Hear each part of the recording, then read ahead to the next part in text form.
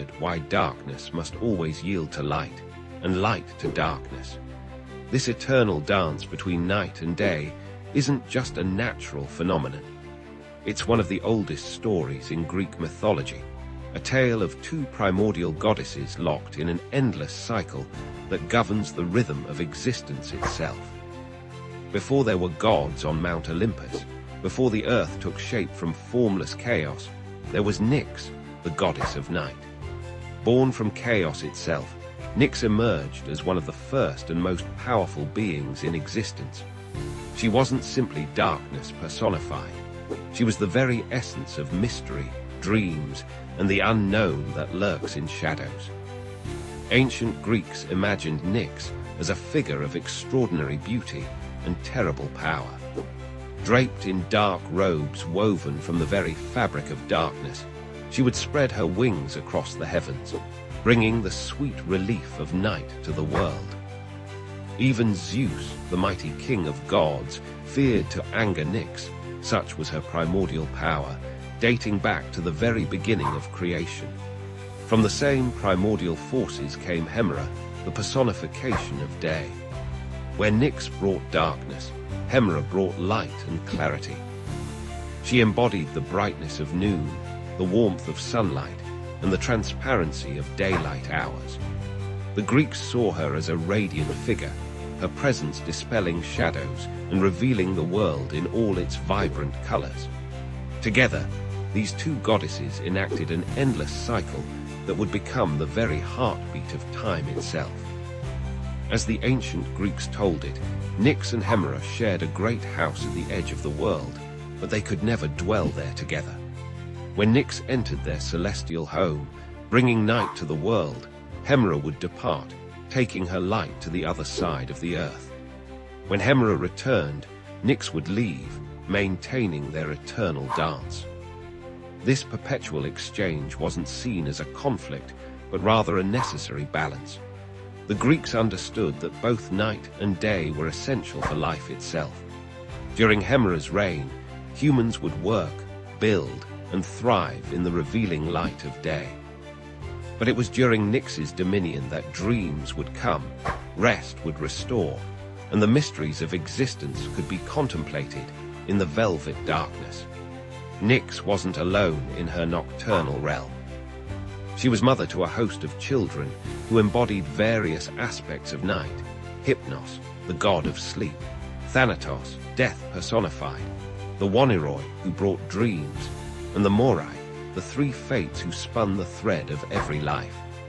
Each of these beings emerged from the dark womb of night, shaping the experiences of gods and mortals alike. The ancient Greeks saw profound meaning in this cycle. They understood that light and darkness weren't opposing forces, but complementary aspects of existence. Just as day needs night, and night needs day, they recognized that life itself is a balance of revelation and mystery, action and rest, clarity and dreams. This understanding shaped their daily lives and religious practices. Certain rituals could only be performed during the night, when Nyx's presence made the veil between worlds thinner. Others required the clear light of Hemera, when truth and transparency ruled. This cosmic dance influenced everything from farming practices to religious festivals, embedding itself deeply in Greek culture. The story of Nyx and Hemera resonates even today, reminding us of the importance of cycles and balance in our lives. In our modern world of artificial light and 24-hour activity, their tale speaks to something primal within us: the need for both activity and rest, for both illumination and shadow. Scientists now understand the biological importance of the day-night cycle, how it regulates our circadian rhythms and influences our health. Yet thousands of years ago, the Greeks captured this wisdom in their mythology, personifying these forces as goddesses locked in an eternal dance.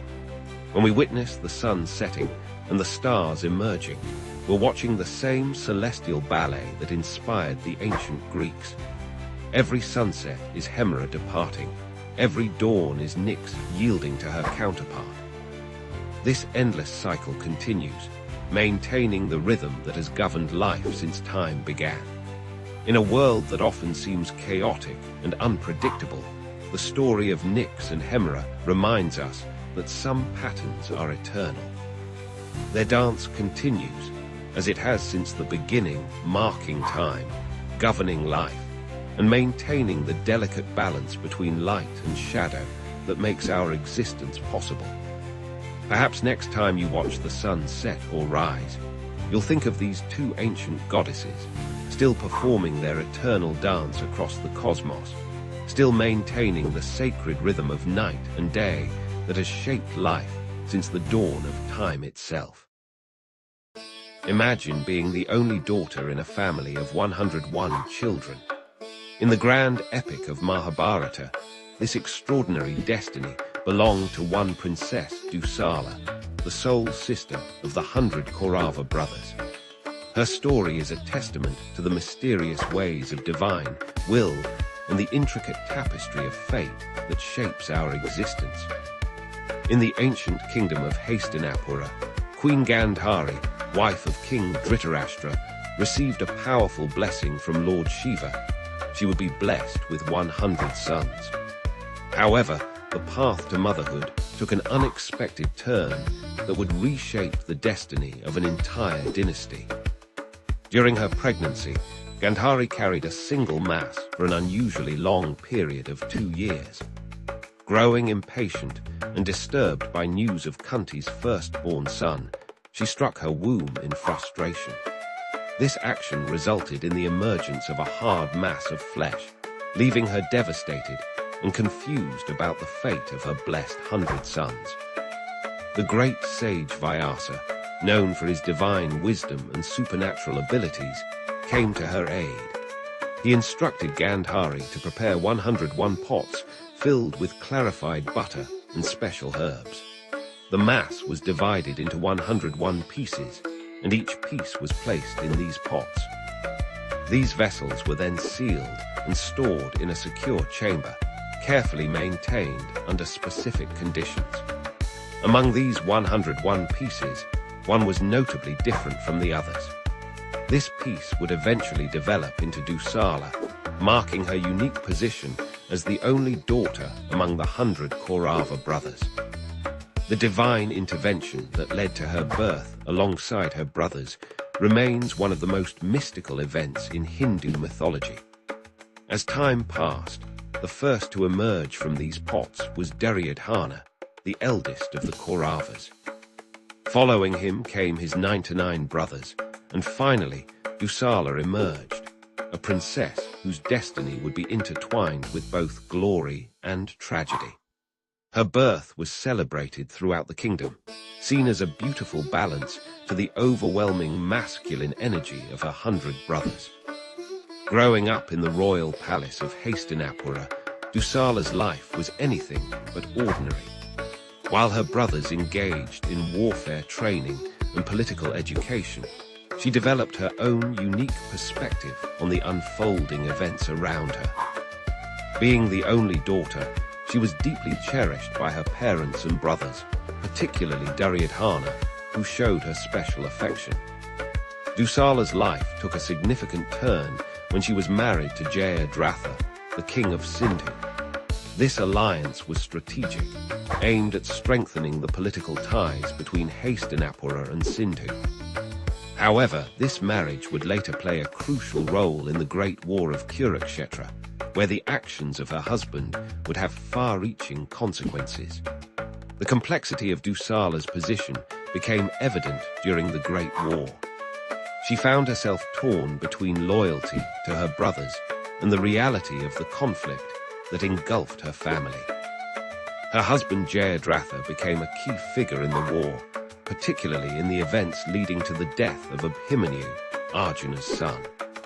Through all the turmoil, Dusala maintained her dignity and strength. When most of her brothers fell in the war, and her husband met his fate at the hands of Arjuna, she faced these tragedies with remarkable resilience. Her story teaches us about the strength required to maintain one's dharma in the face of overwhelming odds. In Hindu philosophy, Dusala's birth and life represent the concept of divine balance. In a family dominated by masculine energy, she brought the essential feminine presence that completed the cosmic harmony. Her existence reminds us that in the grand design of the universe, every soul has a unique purpose and role to play. The significance of Dusala's story extends beyond the boundaries of the Mahabharata. She symbolizes the importance of maintaining one's identity and dignity even in the most challenging circumstances. Her life teaches us about the complexity of family bonds, the weight of destiny, and the strength required to navigate through the storms of life. In modern context, Dusala's story resonates with themes of individuality, family dynamics, and the challenge of maintaining one's principles in complex situations. Her unique position as the only daughter among 100 brothers offers valuable insights into handling exceptional circumstances with grace and courage. As we reflect on Dusala's story, we learn that being different is not a weakness, but a source of unique strength. In a world that often demands conformity, her tale reminds us that our unique position in life, no matter how challenging, serves a greater purpose in the cosmic order of things. The story of Dusala, the princess among warriors, continues to inspire and teach us about the delicate balance between destiny and free will, between family duty and personal truth, and between the masculine and feminine energies that govern our universe. Imagine a world where dragons command the seas, where mirrors hold divine powers, and where every tree and stone pulses with sacred energy. This is the realm of Japanese mythology, where reality and magic dance together in an eternal embrace, shaping a culture that continues to captivate our imagination today. In the beginning, there was only chaos, a formless void where heaven and earth were one. From this primordial soup emerged the first deities, the kami, who would shape the world we know. As their celestial spear stirred the cosmic waters, the first drops that fell became the Japanese archipelago, a divine creation that would become the stage for countless mythological tales. At the heart of Japanese mythology stands Amaterasu, the radiant sun goddess. Born from the left eye of the creator deity Izanagi, she rules the heavens with grace and power. But even gods face struggles, as shown in the famous tale of her retreat into a cave. When her brother Susanoo, the storm god, wreaked havoc in her heavenly domain, Amaterasu withdrew into a cave, plunging the world into darkness. Only through the clever plan of other deities, involving a mirror, jewels, and a sacred dance, was she finally lured out, returning light to the world. The relationship between gods and humans in Japanese mythology is uniquely intimate. Unlike the distant deities of other cultures, the kami exist in everything around us, in mountains, rivers, trees, and even everyday objects. This belief system, known as Shinto, teaches that the divine is not separate from nature, but is nature itself. Every rustle of leaves could be the whisper of a forest spirit, every unexpected event the work of unseen forces. Japanese mythology teems with supernatural creatures known as yokai. These beings range from the mischievous to the malevolent, from the shape-shifting kitsune fox spirits to the mysterious kappa water imps. The terrifying Oni demons and the ethereal Tengu mountain spirits populate tales that have been passed down through generations, serving as both entertainment and moral instruction. One of the most beloved figures in Japanese mythology is Inari, the deity of fertility, rice, and prosperity. Accompanied by white fox messengers, Inari's shrines dot the Japanese landscape, marked by distinctive red torii gates. These foxes, believed to possess powerful magic, can transform into human form, leading to countless tales of mystery and deception. The imperial family of Japan traces its lineage directly to the gods through Ninigi, grandson of Amaterasu. According to legend, he descended from heaven bearing 3 sacred treasures: a mirror representing wisdom, a sword symbolizing courage, and a jewel embodying benevolence. These imperial regalia remain powerful symbols in Japanese culture, connecting the present to its mythological past. Dragons hold a special place in Japanese mythology, different from their Western counterparts. Japanese dragons are wise, water-dwelling beings associated with rainfall and good fortune. The Dragon King's underwater palace, Ryugujo, features in many tales, including the famous story of Urashima Taro, who spent what seemed like days in this magical realm, only to return home to find centuries had passed. The concept of transformation runs deep in Japanese mythology. Tales abound of humans turning into animals, objects gaining consciousness, and spirits taking physical form. The story of the crane wife, where a grateful crane transforms into a beautiful woman to marry her rescuer, reflects the Japanese belief in the fluid boundaries between the natural and supernatural worlds. Modern Japan still pulses with these ancient beliefs. Shinto shrines and Buddhist temples stand amid gleaming skyscrapers. People still observe traditions rooted in mythology, from New Year's visits to shrines to seasonal festivals honoring local kami. Contemporary anime and manga draw heavily from these ancient tales, reimagining gods and yokai for new generations. The influence of Japanese mythology extends far beyond Japan's shores. Its unique aesthetic and philosophical elements have inspired countless works of art, literature, and entertainment worldwide.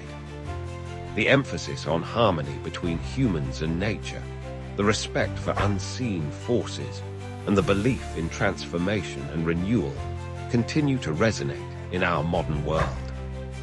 These myths remind us that the extraordinary lies within the ordinary, that divinity can be found in the simplest aspects of nature, and that the line between the magical and the mundane is thinner than we might think. In a world increasingly dominated by technology and rationality, Japanese mythology offers an enchanting alternative perspective. One where every sunrise is the work of Amaterasu, where every unexplained occurrence might be the doing of a playful yokai, and where the sacred still dwells in the everyday world around us. Did you know that one of the most common misconceptions in mythology is thinking Thor belongs to Greek legends? While Marvel movies have made Thor a household name, this powerful god of thunder actually hails from Norse mythology, the rich tapestry of stories from ancient Scandinavia. Let's explore the true origins of this fascinating deity and discover why he's captured imaginations for over 1,000 years. Have you ever wondered what it would be like to command lightning itself, to hold the power of storms in your hands? For the ancient Norse people, one god embodied this awesome force of nature: Thor, the mighty thunderer, protector of both gods and humans alike. In the cold, harsh realms of the Norse cosmos, Thor stands as one of the most beloved and powerful of all the gods. Son of Odin, the All-Father, and Jörð, the Earth Goddess, Thor emerged as the defender of Asgard and Midgard, our earthly realm. With his flowing red hair, mighty beard, and fierce eyes, Thor cuts an imposing figure that has captured imaginations for over 1,000 years. But what truly sets Thor apart is his legendary weapon, Mjolnir, the hammer that can level mountains and summon devastating storms. This remarkable instrument wasn't just any magical tool. Forged by master dwarven craftsmen in the heart of their underground realm, Mjolnir was made from magical metals and imbued with powers beyond mortal comprehension. Only those worthy of its power can lift it, and in Thor's hands, it becomes an unstoppable force of justice. Thor's role in Norse mythology goes far beyond simply being a warrior god. He represents the protector of order against chaos, the defender of civilization against the forces that threaten to destroy it.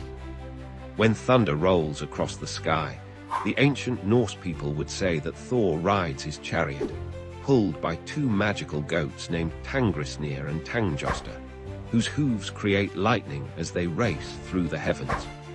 Among Thor's greatest adversaries are the giants, particularly the mighty serpent Jörmungandr, the world's serpent. This massive creature circles the entire world, holding its own tail in its mouth. According to prophecy, Thor and Jörmungandr are destined to kill each other during Ragnarök, the twilight of the gods.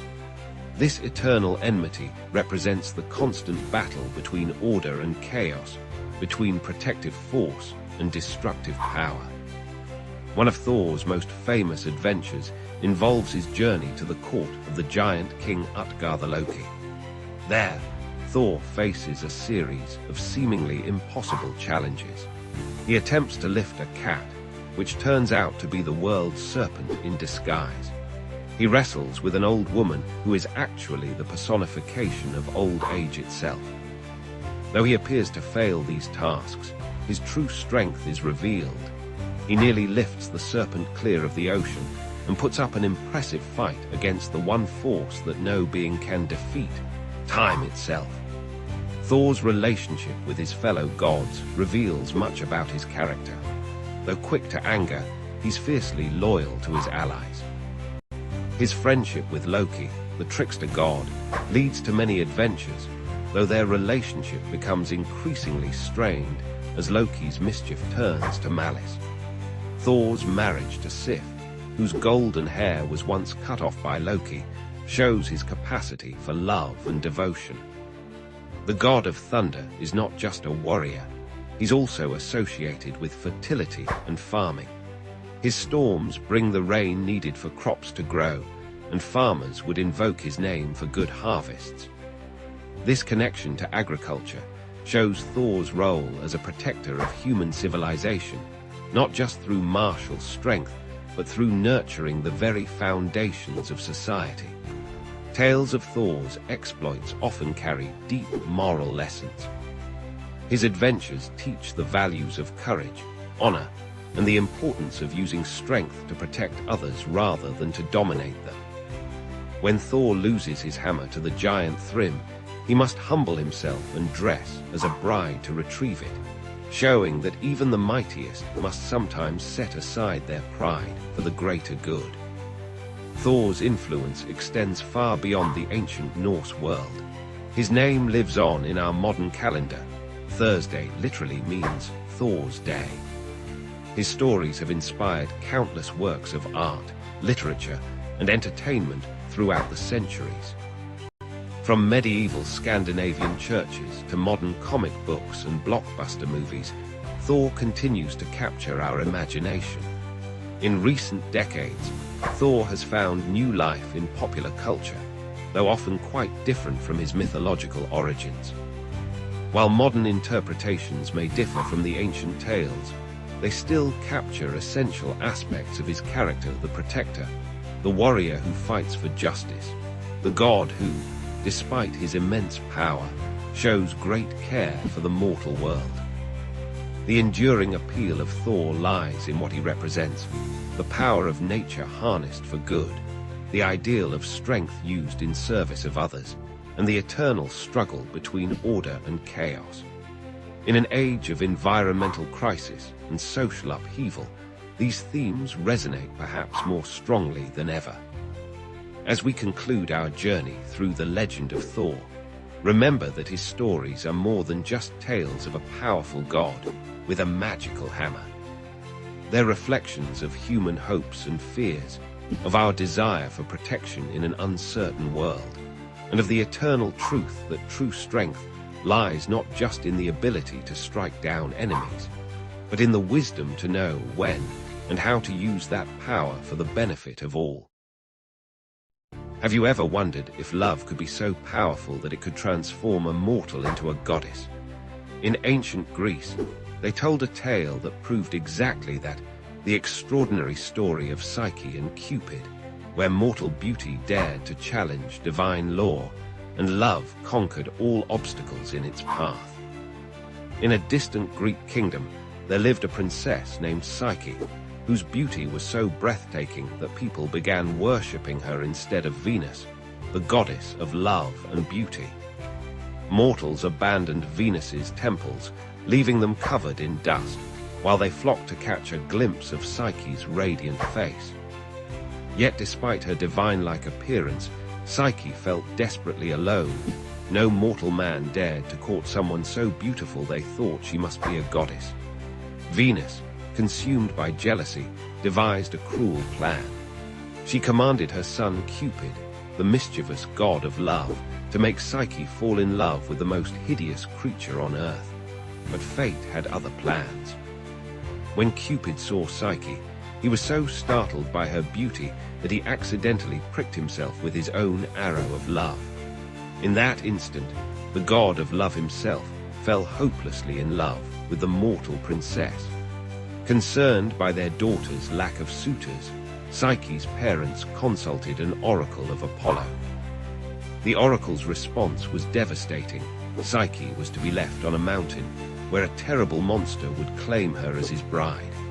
With heavy hearts, they followed the oracle's command. But instead of a monster, the gentle west wind carried Psyche to a magnificent palace floating among the clouds. In this magical palace, invisible servants attended to Psyche's every need. And each night, in complete darkness, her mysterious husband would visit her. He made one condition: she must never attempt to see his face. For a time, Psyche lived in perfect happiness, though she longed to know the identity of her loving husband. But happiness rarely stays unchallenged. Psyche's jealous sisters visited and planted seeds of doubt in her mind. They convinced her that her unseen husband must be the prophesied monster, plotting to devour her. One fateful night, consumed by curiosity and fear, Psyche lit a lamp while her husband slept. There she saw not a monster, but the breathtakingly beautiful god of love himself. In her surprise, Psyche's hand trembled, and a drop of hot oil fell on Cupid's shoulder. He awoke, and in his pain and betrayal, flew away, leaving Psyche alone in the now empty palace. The magical servants vanished, and the beautiful home crumbled to dust around her. But Psyche refused to accept defeat. If love could transform a god into a gentle husband, perhaps it could transform a mortal into someone worthy of divine love. Thus began Psyche's impossible quest to win back Cupid's love. Venus, still burning with jealousy, set 4 seemingly impossible tasks for the mortal girl. First, she had to sort a massive pile of mixed grains before sunset. Tiny ants, moved by her dedication, came to her aid. Next, she had to gather golden wool from violent, deadly sheep. A river reed whispered the secret of collecting wool caught in brambles instead. The third task required collecting water from the source of the river Styx, where dragons guarded the treacherous cliffs. Jupiter's eagle himself helped her complete this task, but the final challenge seemed truly impossible. Venus demanded Psyche journey to the underworld itself to bring back a portion of Proserpina's beauty in a box. Guided by a mysterious voice, Psyche navigated the dangers of the underworld. She avoided the temptation to help suffering souls, kept coins in her mouth for Charon the ferryman, and gave treats to Cerberus, the 3-headed guard dog. Yet after successfully completing her mission, curiosity once again got the better of her. Psyche opened the box, hoping to take a tiny bit of divine beauty for herself. But the box contained no beauty. Instead, it held the sleep of the dead. As Psyche fell into a death-like slumber, Cupid, who had been watching over her throughout her trials, could no longer stay away. His love for her had only grown as he witnessed her courage and determination. He wiped the deadly sleep from her eyes and pleaded with Jupiter to make their love legitimate. Moved by their devotion, Jupiter granted Psyche immortality. Even Venus, seeing how far a mortal would go for love, finally accepted their union. Psyche became the goddess of the soul, and her marriage to Cupid was celebrated with a grand feast on Mount Olympus. Their daughter was named Volupta's pleasure, symbolizing the union of love and the soul. This timeless tale reminds us that true love requires more than just physical beauty. It demands trust, courage, and perseverance. Psyche's journey from mortal to goddess shows us that love has the power to transform not just our circumstances, but our very being. Her story has inspired countless artists and writers throughout history, from ancient Roman frescoes to Renaissance paintings, and continues to captivate audiences today. In the end, Psyche and Cupid's story teaches us that the greatest obstacles to love often come from our own doubts and fears. Yet when we face these challenges with determination and faith, even the impossible becomes possible. After all, isn't that what love is all about? Believing in something greater than ourselves, even when the gods themselves seem to stand in our way. Have you ever wondered what happens when two ancient Greek gods clash over the mastery of nature itself? Imagine waves as tall as mountains crashing against the shores of Greece, while a goddess stands resolute against their fury. This is the tale of how Athene, goddess of wisdom and strategic warfare, proved her divine might against Poseidon, the temperamental ruler of the seas. In the golden age of ancient Greece, when gods walked freely among mortals, the realms of divine power were clearly defined. Poseidon commanded the vast oceans, his trident stirring up storms that could shatter coastlines. Athene, born from Zeus's head fully grown and armed, governed wisdom, strategic warfare, and the practical arts of civilization. Yet sometimes, even the most established boundaries between divine powers were tested. The conflict began when sailors and coastal dwellers increasingly turned to Athene for protection during their maritime ventures. They had grown weary of Poseidon's unpredictable nature, his tendency to wreck ships on a whim, and his storms that devoured entire fleets. These mortals recognized that Athene's gift of wisdom might offer a safer passage across the treacherous seas than Poseidon's volatile favors. Poseidon, his pride wounded by this shift in mortal allegiance, unleashed his fury upon the Mediterranean. Waves rose like liquid mountains, storms darkened skies that had never known such darkness, and the seas churned with unprecedented violence.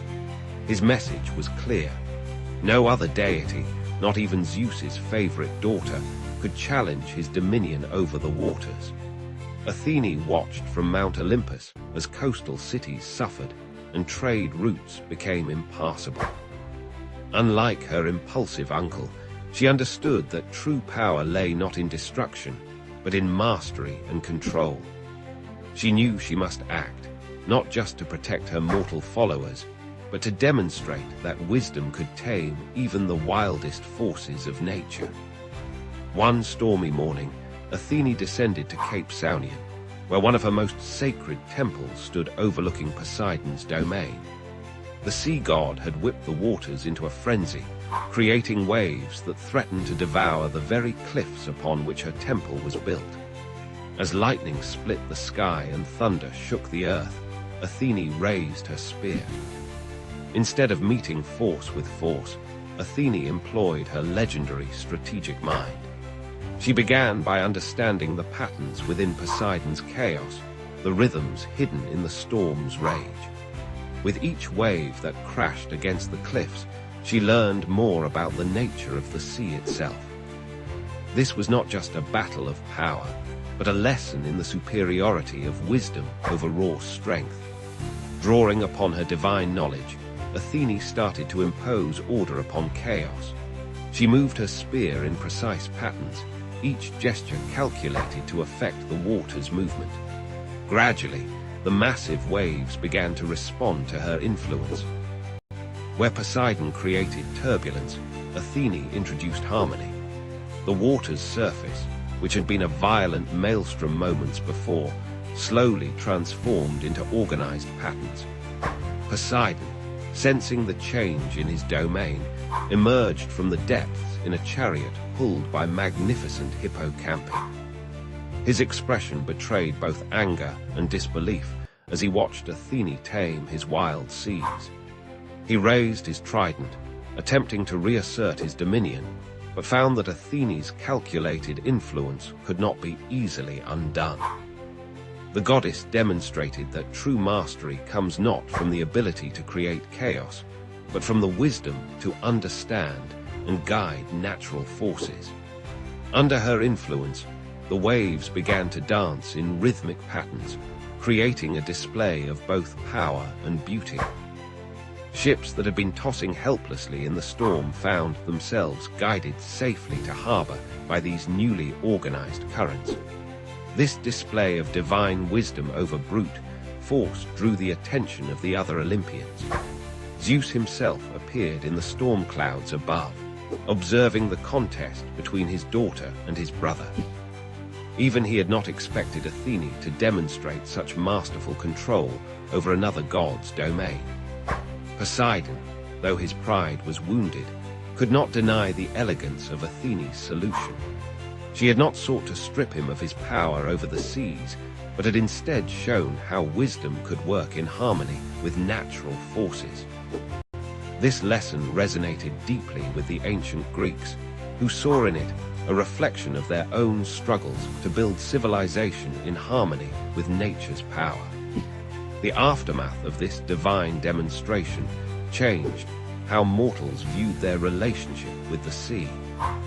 They learned that respect for Poseidon's power, combined with Athene's wisdom, offered the best protection during maritime ventures. Sailors began to pray to both deities, seeking Poseidon's favor for calm waters, while asking Athene for the wisdom to navigate them safely. This story, passed down through generations, teaches us that true power lies not in the ability to destroy, but in the wisdom to understand and guide. It reminds us that even the most turbulent forces in our lives can be mastered through knowledge, strategy, and patient understanding. Just as Athene proved that wisdom could calm the mightiest waves, we too can face our challenges not with brute force, but with thoughtful determination and strategic thinking. The temples at Cape Saunian still stand today, monuments to both Athene and Poseidon, reminding visitors of this ancient lesson in the triumph of wisdom over chaos. In their weathered columns, we can still feel the echo of that divine contest, where a goddess of wisdom proved that understanding nature's power is greater than merely wielding it. Have you ever wondered what it would be like to wield the power of lightning, command the seas, or rule the underworld? For the ancient Greeks, these weren't just flights of fancy. They were the very real powers of their gods and goddesses, beings who controlled every aspect of their world and still captivate our imagination today. Before there were gods, there was chaos. From this primordial void emerged the first divine beings, including Gaia, Mother Earth herself, and Uranos, the sky. Their children, the Titans, ruled the world until a new generation of gods, led by Zeus, rose to challenge them in an epic war that shook the foundations of the cosmos. After their victory, Zeus and his siblings divided the world among themselves. Zeus claimed the heavens and became the king of gods, wielding his mighty thunderbolt to maintain order. His brother Poseidon took dominion over the seas, commanding storms and earthquakes with his legendary trident. The third brother, Hades, was given the underworld, where he ruled over the souls of the departed. But the Olympian pantheon was far more than just these three powerful brothers. Hera, Zeus's wife and queen, became the guardian of marriage and childbirth, though she spent much of her time dealing with her husband's countless affairs. Athene, who sprang fully grown from Zeus's head, embodied wisdom and strategic warfare, becoming the patron goddess of Athens and a champion of heroes. Apollo and Artemis, the divine twins, brought light and darkness to the world. Apollo drove the sun chariot across the sky and presided over music, prophecy, and healing. His sister Artemis, the skilled huntress, protected the wilderness and its creatures while racing through forests with her silver bow. Aphrodite, born from the sea foam, wielded power perhaps greater than any weapon, love itself. Her beauty sparked wars and toppled kingdoms, while her son Eros shot golden arrows that made even the mighty Zeus fall helplessly in love with mortals. Ares, the god of war, reveled in battle and bloodshed, while Hephaestus, the divine craftsman, created wonders in his volcanic forge, including Zeus's thunderbolts and Achilles' famous armor. Hermes, the swift messenger of the gods, guided travelers and souls alike with his winged sandals, while also moonlighting as the patron of merchants and thieves. These gods were far from perfect. They displayed very human flaws: jealousy, pride, anger, and desire. Zeus's numerous affairs drove Hera to fits of vengeful rage. Apollo's pride led him to flay alive a satyr who dared challenge him to a musical contest. Aphrodite's vanity sparked the Trojan War when she claimed to be the most beautiful goddess. The gods frequently meddled in human affairs, sometimes helping, sometimes hindering. They blessed their favorites with extraordinary gifts and cursed their enemies with terrible fates. Athene guided Odysseus home from Troy, while Poseidon tried to destroy him. Apollo granted Cassandra the gift of prophecy, but cursed her so no one would believe her predictions. Their temples dotted the ancient landscape, from the magnificent Parthenon in Athens to the Oracle of Delphi, where Apollo's priestess delivered mysterious prophecies. People offered sacrifices, held festivals, and competed in athletic games to honor these divine beings, believing their favor could mean the difference between prosperity and ruin. The influence of these gods extends far beyond ancient Greece. Their stories have inspired countless works of art, from Renaissance paintings to modern novels and blockbuster movies. Their names grace our planets, chemical elements, and spacecraft. Their symbols and attributes still appear in corporate logos and government seals. But perhaps most importantly, these gods and goddesses represent timeless aspects of human nature and experience. Zeus represents authority and justice, but also the corruption of power. Aphrodite embodies love's ability to create or destroy. Athene shows how wisdom and strength can coexist. Their stories help us understand our own struggles with power, love, destiny, and mortality. The Greek gods remind us that even immortal beings aren't immune to the complexities of existence. They teach us that great power comes with great responsibility and often great temptation. Their tales warn us about the dangers of hubris while celebrating the potential for greatness in both divine and human nature. Today, while we may not worship at their temples or offer them sacrifices, the Greek gods and goddesses continue to reign in our cultural imagination. Their stories still resonate because they reflect universal truths about power, family, love, and the eternal struggle between order and chaos. In their strengths and flaws, their triumphs and failures, we see reflections of our own humanity, magnified to divine proportions. These Olympian gods, with their all-too-human personalities and superhuman powers, remain powerful symbols of the forces that shape our lives and our world. Their legacy lives on, reminding us that the stories we tell about divine beings often reveal profound truths about ourselves. What lengths would you go to protect your love and kingdom? In ancient Greece, one remarkable queen's answer to this question became legendary, as she employed wit and wisdom to outmaneuver an army of suitors who threatened everything she held dear.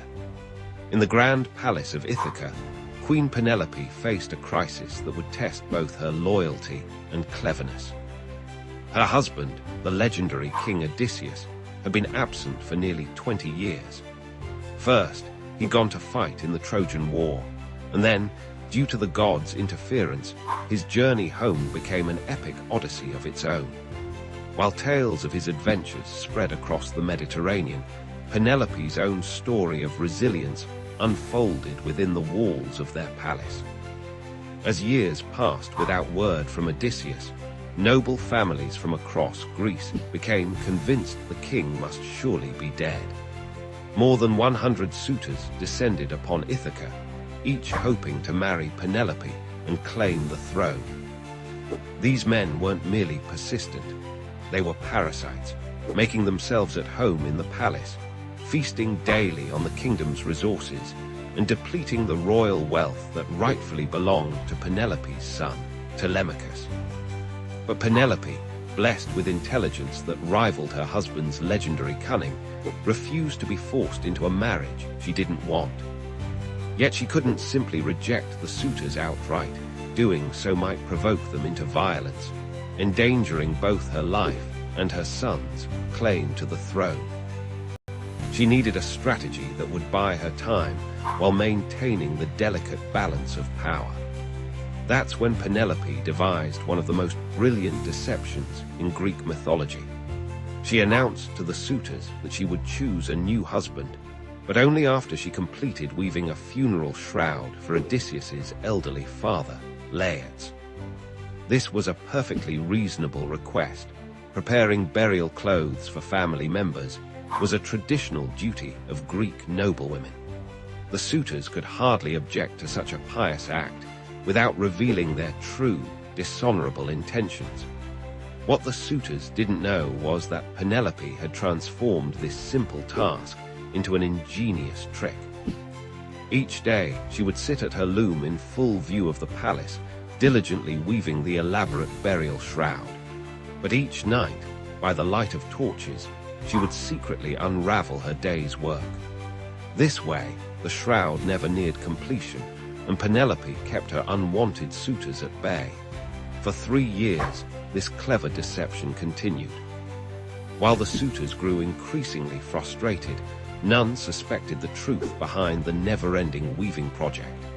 Penelope's hands worked tirelessly, weaving by day, unraveling by night, while her mind remained fixed on her beloved Odysseus, hoping against hope for his return. But as with many secrets in ancient Greece, the truth eventually came to light. One of Penelope's servants, perhaps seeking favor with the suitors, revealed her mistress's nightly unraveling. The suitors were furious at being outwitted by a woman, and their demands for her to choose a husband grew more aggressive. Yet even when her clever plan was discovered, Penelope remained steadfast. She had bought precious time, 3 years of maintaining her independence and protecting her son's inheritance. Her intelligence and determination had proven that she was every bit as resourceful as her famous husband. This tale resonates deeply with themes that remain relevant today. It speaks to the power of intellectual resistance against brute force, the strength found in quiet determination, and the importance of staying true to one's principles even when faced with overwhelming pressure. Penelope's weaving trick demonstrates how creativity and wit can be powerful weapons against those who rely solely on wealth and status. The story also challenges traditional gender roles in ancient Greek society. While the suitors attempted to claim power through aggressive pursuit and intimidation, Penelope maintained control through cunning and peaceful resistance. Her loom became both a symbol of traditional feminine duties and a tool of sophisticated political maneuvering. In Greek art and literature, Penelope's weaving has become a powerful metaphor for loyalty, patience, and clever resistance. Countless ancient vases depict her at her loom, and her story has inspired artists and writers for over 2 millennia. The phrase Penelope's web entered common language, referring to any task that seems never-ending or any clever plan to buy time. What makes Penelope's story particularly compelling is that she didn't need divine intervention or magical powers to overcome her challenges. Unlike many Greek myths where gods and monsters dominate the narrative, Penelope relied entirely on her own intelligence and determination. She proved that sometimes the greatest power lies not in physical strength or divine favor, but in the quiet persistence of human ingenuity. Today, Penelope's tale continues to inspire. Her story reminds us that resistance doesn't always require grand gestures or open confrontation. Sometimes, the most effective strategy is patient, intelligent manipulation of circumstances, turning seemingly powerless positions into sources of strength. In a world that often celebrates immediate action and direct conflict, Penelope's careful, measured approach offers an alternative model of power and resistance that remains remarkably relevant. Thank you for watching. Please like, share, and subscribe for more amazing mythology stories. What would happen if you angered one of the most powerful gods in the Greek pantheon? For the mighty Greek army at Troy, this wasn't a hypothetical question. It was a devastating reality that would teach them the price of disrespecting the divine. In the 10th year of the Trojan War, as Greek warriors besieged the mighty walls of Troy, a desperate father approached their camp. Chryses, a priest of Apollo, came bearing precious gifts and a humble request. His daughter, Chryses, had been taken captive by the Greeks and given as a prize to their supreme commander, Agamemnon. Now, this elderly priest sought to ransom her freedom. Chryses wore the sacred wreath of Apollo upon his head, marking him as a servant of the mighty god of sun, prophecy, and healing. He approached with respect, offering generous treasures for his daughter's return. The Greek soldiers, recognizing the wisdom in honoring a priest of Apollo, murmured their approval. But Agamemnon, consumed by pride and greed, had other plans. The king of Mycenae publicly humiliated the elderly priest, scorning his offerings and his prayers. Agamemnon's words cut sharper than any blade. "Old man, let me not find you lingering by our ships, nor coming here again. Your daughter is mine, and she will grow old in my house, far from her homeland, weaving at my loom and sharing my bed." As Chryses trudged away along the shore, his heart heavy with grief and shame, he raised his hands to Apollo, his divine patron. His prayer would set in motion a chain of events that would devastate the Greek army. "Hear me, Lord of the silver bow, protector of cries. If I have ever pleased you with burnt offerings or holy rites, grant my prayer.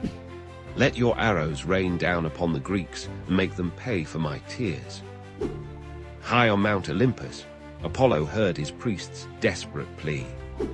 The god's wrath kindled like a raging wildfire. Known for both healing and destruction, Apollo could bring either gentle warmth or scorching death. Now he chose the latter. Descending from Olympus, his silver bow gleaming in the darkness, Apollo took aim at the Greek camp.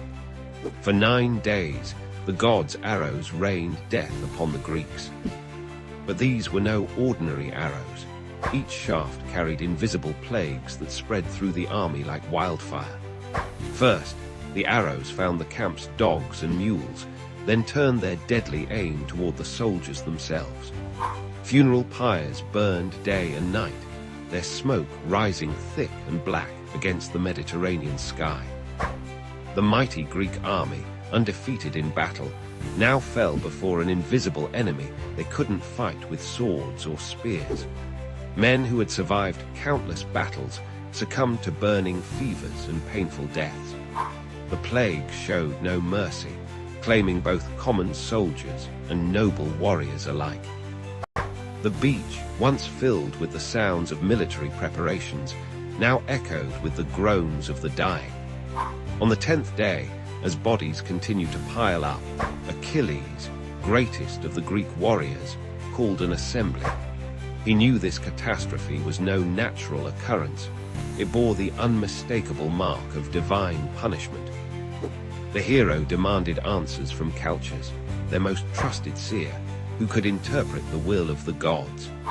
Calchas revealed the truth. Apollo's wrath had been kindled by Agamemnon's treatment of Chryses.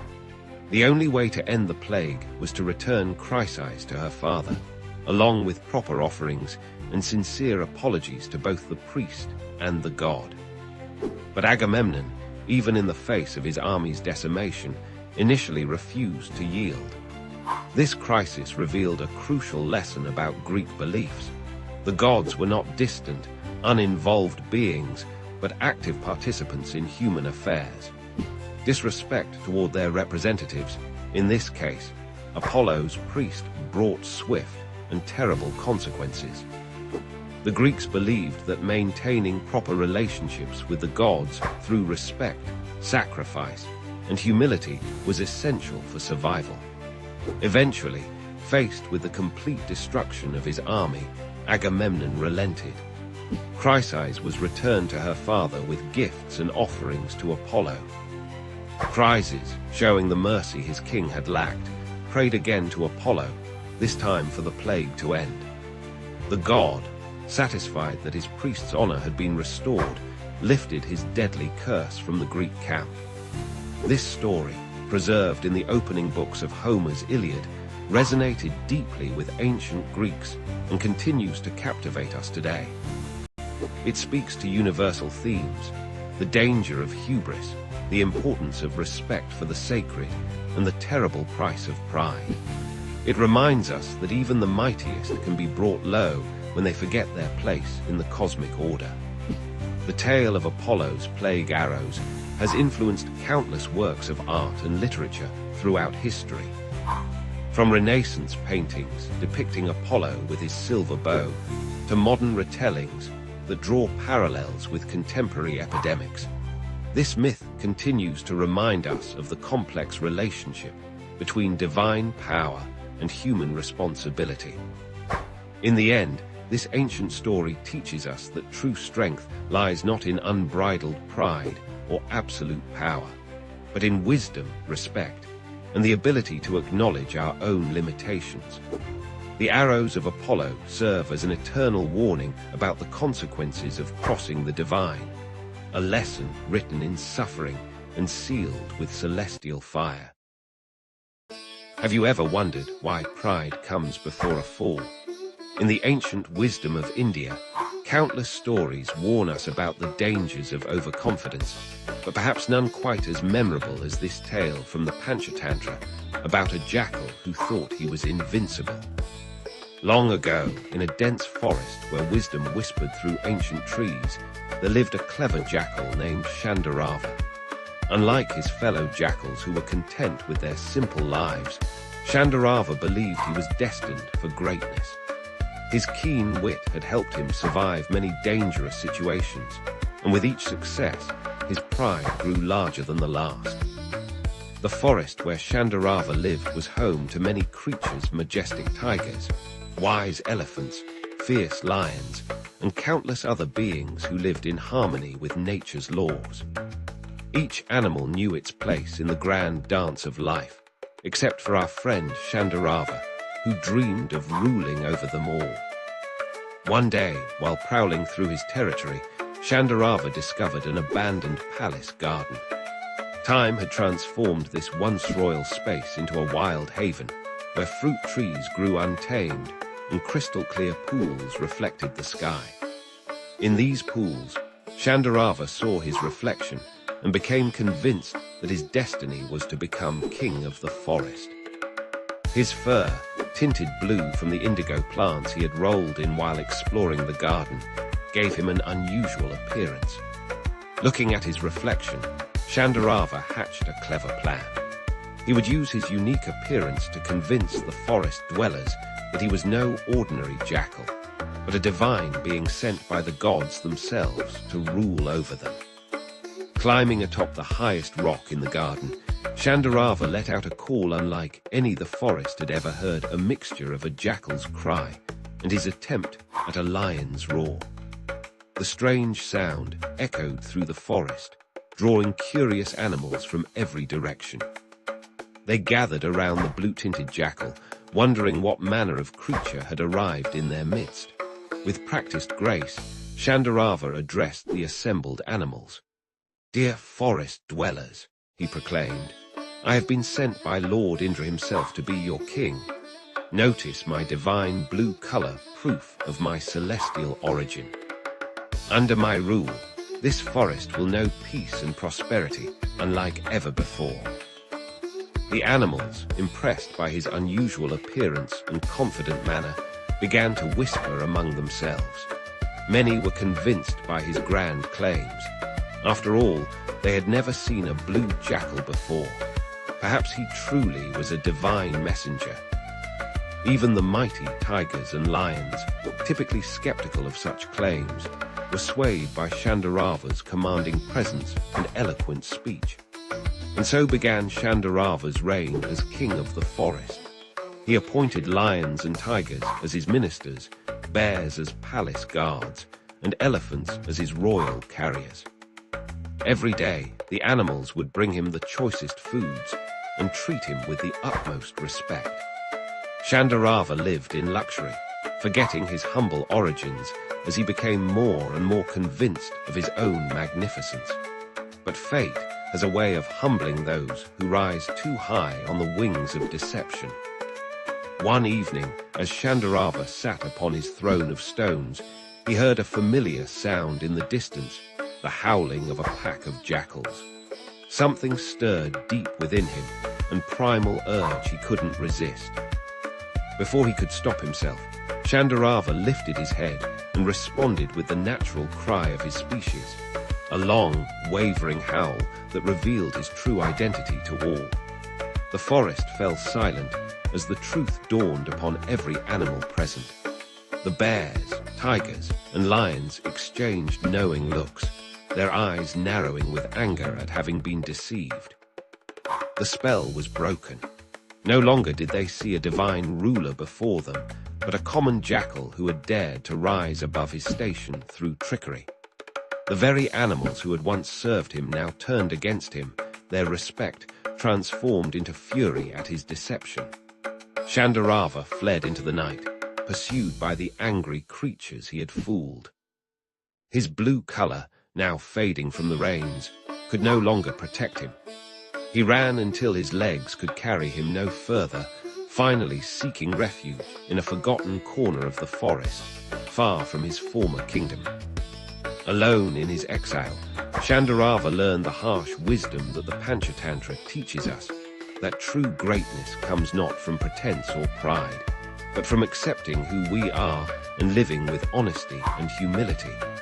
His tale reminds us that while cleverness might win temporary success, truth ultimately prevails.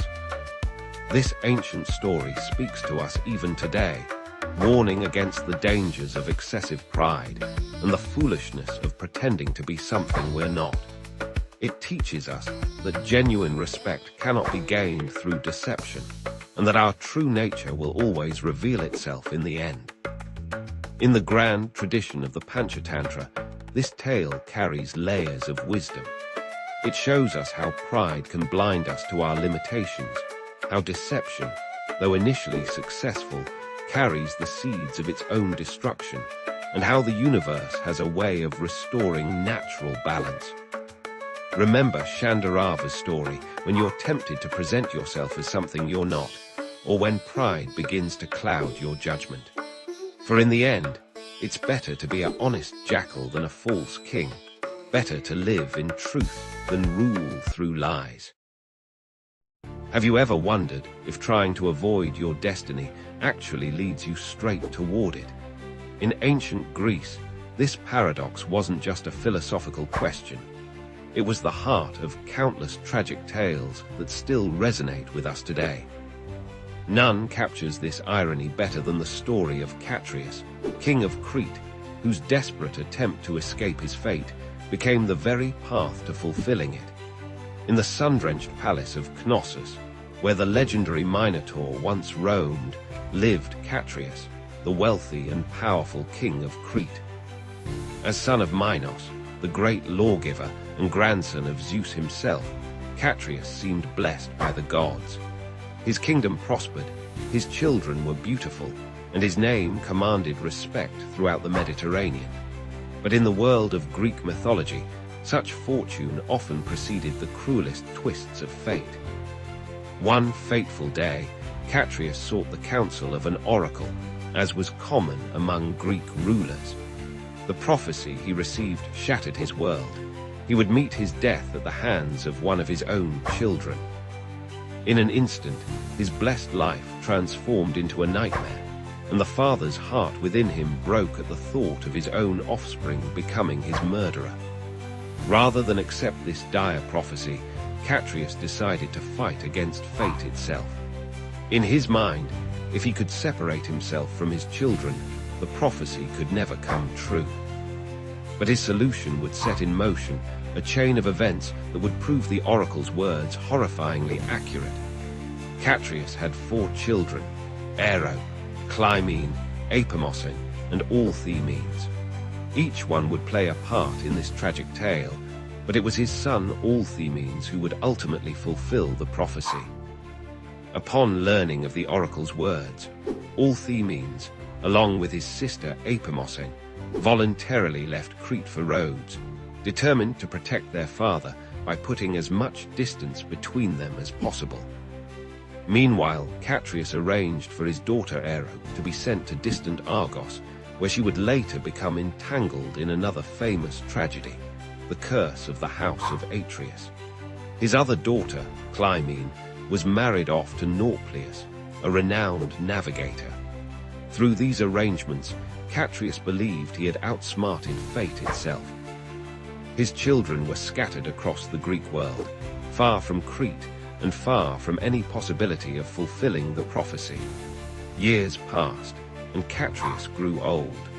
The weight of loneliness and separation from his beloved children bore heavily upon him. In his twilight years, he yearned to see his son Allthemenes one last time. Perhaps, he thought, enough time had passed to make the prophecy void. Perhaps the gods would show mercy to an old man seeking reconciliation with his child. So Catreus set sail for Rhodes, his heart full of hope for a reunion with his son. But fate had other plans. When his ship landed on the Rhodian shore at night, local shepherds mistook Catreus and his crew for pirates, a common threat in those waters. They quickly spread the alarm throughout the island. Allthemenes, who had become a respected protector of Rhodes, rushed to defend his adopted home from the supposed pirates. In the darkness and confusion, he hurled his spear with deadly accuracy straight into the heart of a man he couldn't see clearly.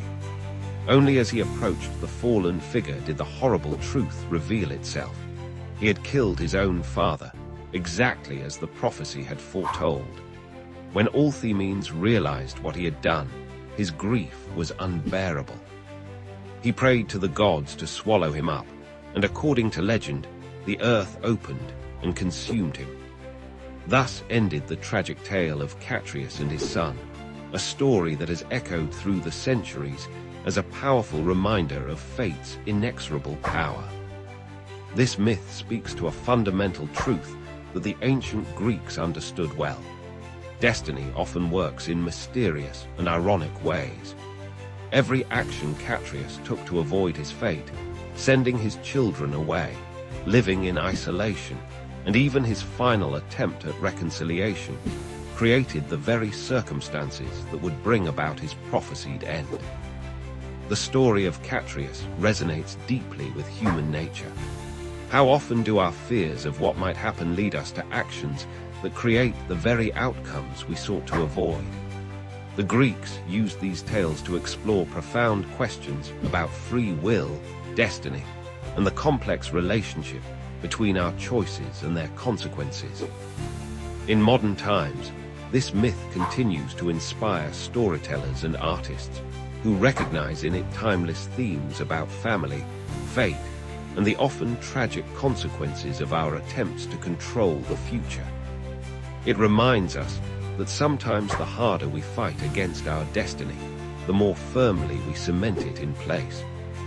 The tale of Catreus teaches us that while we cannot escape our fate, perhaps wisdom lies not in fighting against it, but in facing it with courage and understanding. In the end, it wasn't the prophecy that created the tragedy, it was the fear of it. This ancient story continues to serve as a powerful meditation on destiny, free will, and the complex bonds between parents and children, proving that even after thousands of years, Greek mythology remains a mirror in which we can see our own struggles and dilemmas reflected. In the unfathomable depths of cosmic time, when the universe was young and gods walked among mortals, a profound truth emerged: the power of sacred vows to transform consciousness and bridge the gap between the human and divine. These weren't mere promises, but mystical keys that could unlock the gates of spiritual liberation. The Puranas tell us that in the beginning, when the great Lord Brahma first created the universe, he noticed a fundamental challenge. The cosmic forces were in constant flux, causing chaos in the minds and hearts of living beings. To establish order and provide a path to higher consciousness, Brahma initiated the first sacred vow, a commitment to maintain universal dharma for an entire cosmic day. As the story goes, the celestial sage Narada once asked Lord Brahma about the origin of these sacred vows. Brahma revealed how the first vows emerged from the primordial ocean of consciousness itself. When the great churning of the cosmic ocean took place, along with divine nectar and celestial treasures, emerged the essence of spiritual disciplines, the sacred vows. The power of these vows first manifested when the great goddess Parvati undertook severe austerities to win Lord Shiva's heart. For thousands of years, she observed the most rigorous vows, standing on one leg, surviving only on fallen leaves, and finally sustaining herself on air alone. Her unwavering dedication not only earned Shiva's grace, but established the transformative potential of sacred vows for all humanity. The Puranas speak of how these divine practices gradually descended to the human realm. The great sage Vasishtha received the knowledge of vows through deep meditation and shared them with humanity. He taught that every sacred vow carries within it a seed of divine power, waiting to blossom through sincere practice. Among the most powerful vows revealed was the Ekadashi Vrata, born from an extraordinary cosmic event. When the demon Mura threatened the balance of the universe, Lord Vishnu entered into yogic sleep. From his divine body emerged a maiden of incredible power, Ekadashi. She vanquished the demon and became personified as the sacred vow of fasting on the 11th day of every lunar fortnight. The Puranas explain how different vows emerged to address various human needs and spiritual aspirations. The Savitri Vrata arose when the devoted wife Savitri used the power of her sacred vow to reclaim her husband's life from Yama, the Lord of Death. Her unwavering dedication established this vow as a powerful practice for protecting marital bonds and family harmony. Each sacred vow carries specific cosmic energies. The Puranas describe how the Solar Somvar Vrata, dedicated to Lord Shiva, aligns the practitioner with lunar energies and the divine consciousness of Shiva himself. The Santoshi Mata Vrata emerged in recent cosmic history when the goddess manifested to bring contentment and fulfillment to her devotees. These sacred vows aren't just religious observances, they're cosmic technologies for transformation. The Puranas explain how each vow creates specific vibrations in the universe, establishing a direct connection between the practitioner and the divine forces they invoke. When observed with pure intention and understanding, These vows have the power to override karmic patterns and accelerate spiritual evolution. The great sage Vyasa revealed that sacred vows work through three principal mechanisms. First, they create spiritual discipline and purify consciousness. Second, they establish a rhythmic connection with cosmic forces. Third, they invoke the grace of specific deities who oversee different aspects of existence. Perhaps the most profound teaching about sacred vows comes from the story of King Dhruva. As a child, when denied his rightful place on his father's lap, he undertook severe vows under sage Narada's guidance. His dedication was so intense that it moved Lord Vishnu himself to appear before him. Dhruva's transformation from a hurt child to an enlightened soul demonstrates the extraordinary potential of sacred vows. The Puranas emphasize that the true power of vows lies not in their external observance, but in their internal transformation. Each vow is a sacred contract with the cosmic forces, a promise to align one's life with higher principles. When observed with devotion, understanding, and consistency, these vows gradually unveil the practitioner's divine nature. In our modern age, these ancient vows continue to serve as bridges between the mundane and the divine. They remind us that spiritual evolution isn't just about philosophical understanding, but about practical transformation through dedicated practice. Every sincere observation of a sacred vow creates ripples in the cosmic ocean of consciousness, contributing to the universal harmony and individual enlightenment. The Puranas conclude that sacred vows are eternal principles, existing beyond time and space. They are divine gifts, cosmic tools that enable ordinary beings to achieve extraordinary spiritual heights. In the great cosmic dance of creation, these vows serve as the subtle threads that weave together human aspiration and divine grace, leading practitioners toward the ultimate goal of self-realization. Imagine a river so powerful that it flows through three worlds: heaven, earth, and the netherworld. A river whose waters carry not just life, but the very essence of divine grace. This is the story of Ganga, the celestial river that descended from the heavens through Lord Shiva's matted locks to bless our earthly realm. In the celestial realm of Devaloka, Ganga once flowed as a magnificent river of cosmic consciousness, her waters shimmering with divine light. But the story of her earthly descent begins with a king named Sagara and his 60,000 sons. These princes, searching for their father's sacrificial horse, accused an innocent sage of theft. In their arrogance, they disturbed his meditation, and with a single glance, the sage reduced them to ashes. Their souls, trapped between worlds, needed the purifying touch of Ganga's waters for liberation. For generations, the descendants of Sagara tried to find a way to bring Ganga to earth. It was King Bhajaratha, after several generations, who finally undertook the tremendous task of bringing the celestial river to the mortal realm. Bhajaratha performed severe penances for over 1,000 years. Standing on one leg, surviving only on air, his determination finally moved Lord Brahma, the creator. Brahma agreed to send Ganga down to earth, but there was a grave concern. The force of Ganga's descent would be so tremendous that it would destroy the earth itself. Only one being could help Lord Shiva, the great destroyer and protector. Bhajaratha then directed his prayers to Lord Shiva, performing even more intense austerities. Pleased with his devotion, Shiva agreed to catch Ganga in his matted locks.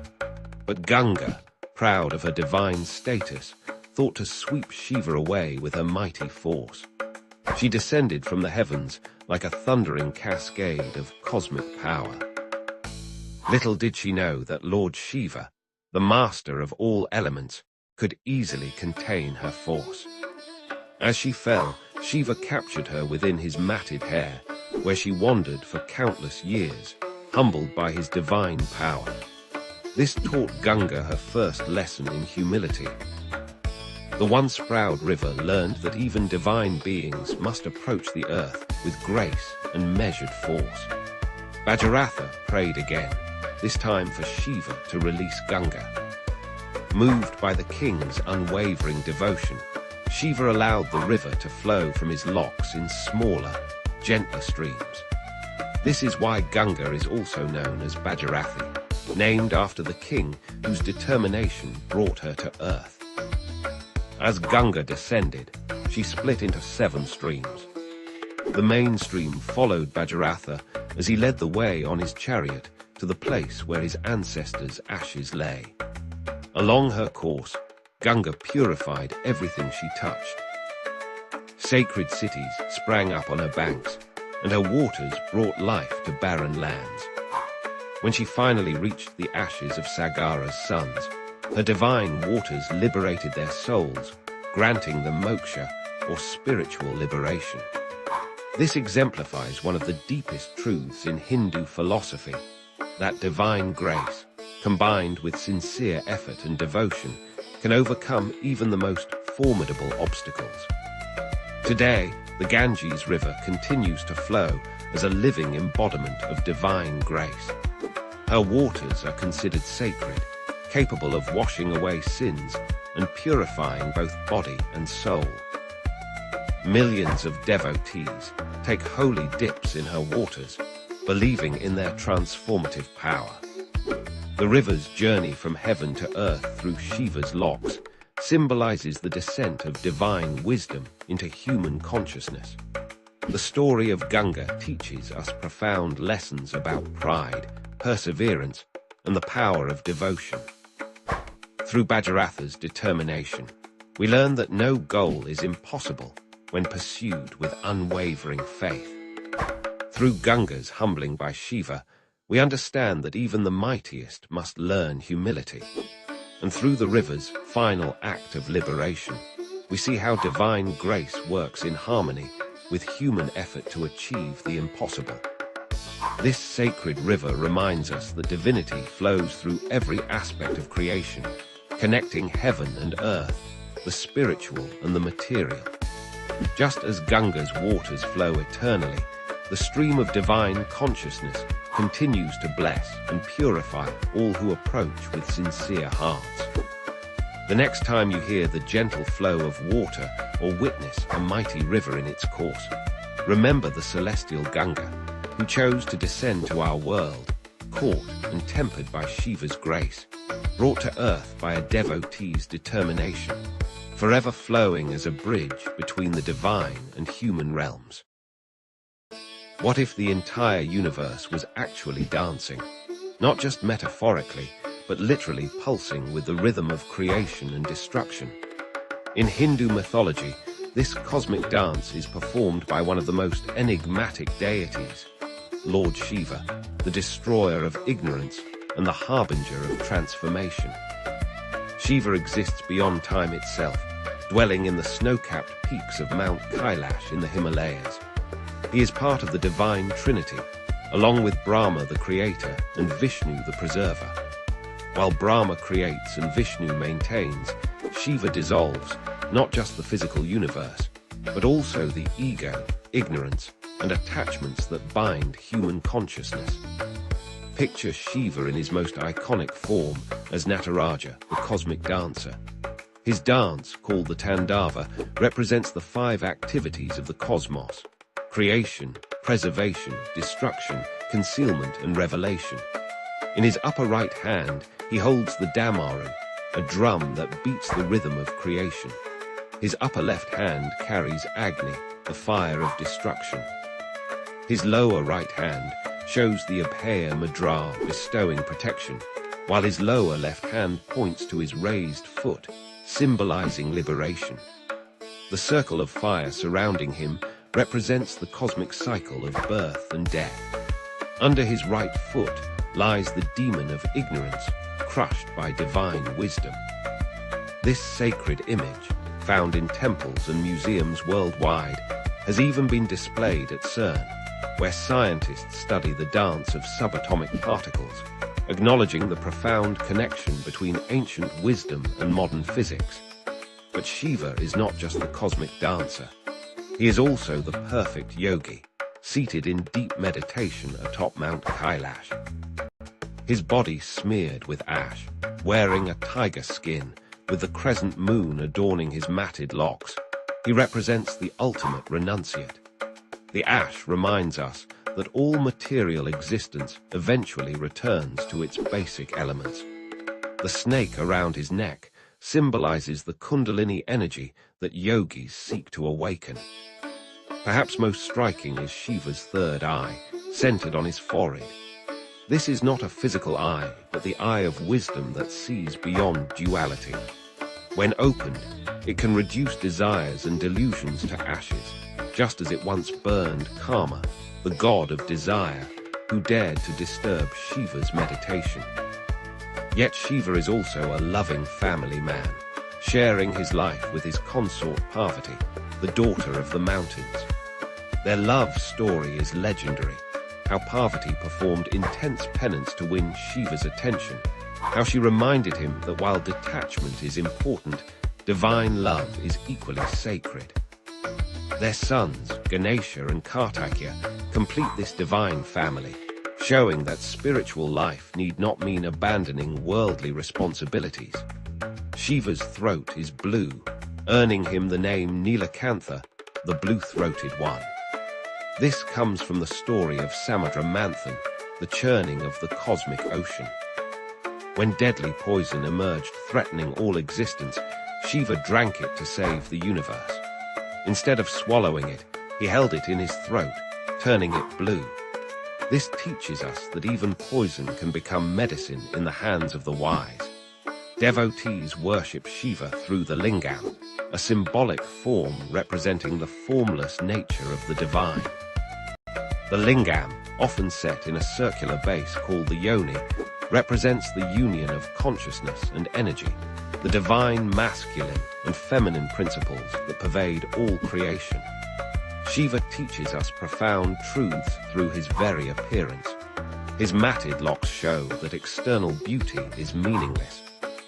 The Ganges flowing from his hair reminds us to let divine grace flow through us to serve others. The serpents around his body represent mastery over fear and desire. Even his vehicle, the bull Nandi, symbolizes Dharma, the eternal law that supports the universe. The mantra Om Namah Shivaya, I bow to Shiva, is chanted by millions daily. Each syllable represents an element: earth, water, fire, air, and space, plus the individual soul seeking union with cosmic consciousness. This simple yet powerful mantra is said to contain all wisdom. Shiva's message for our modern world is clear. Transformation requires letting go. Just as he burns away impurities, we must be willing to release what no longer serves our growth.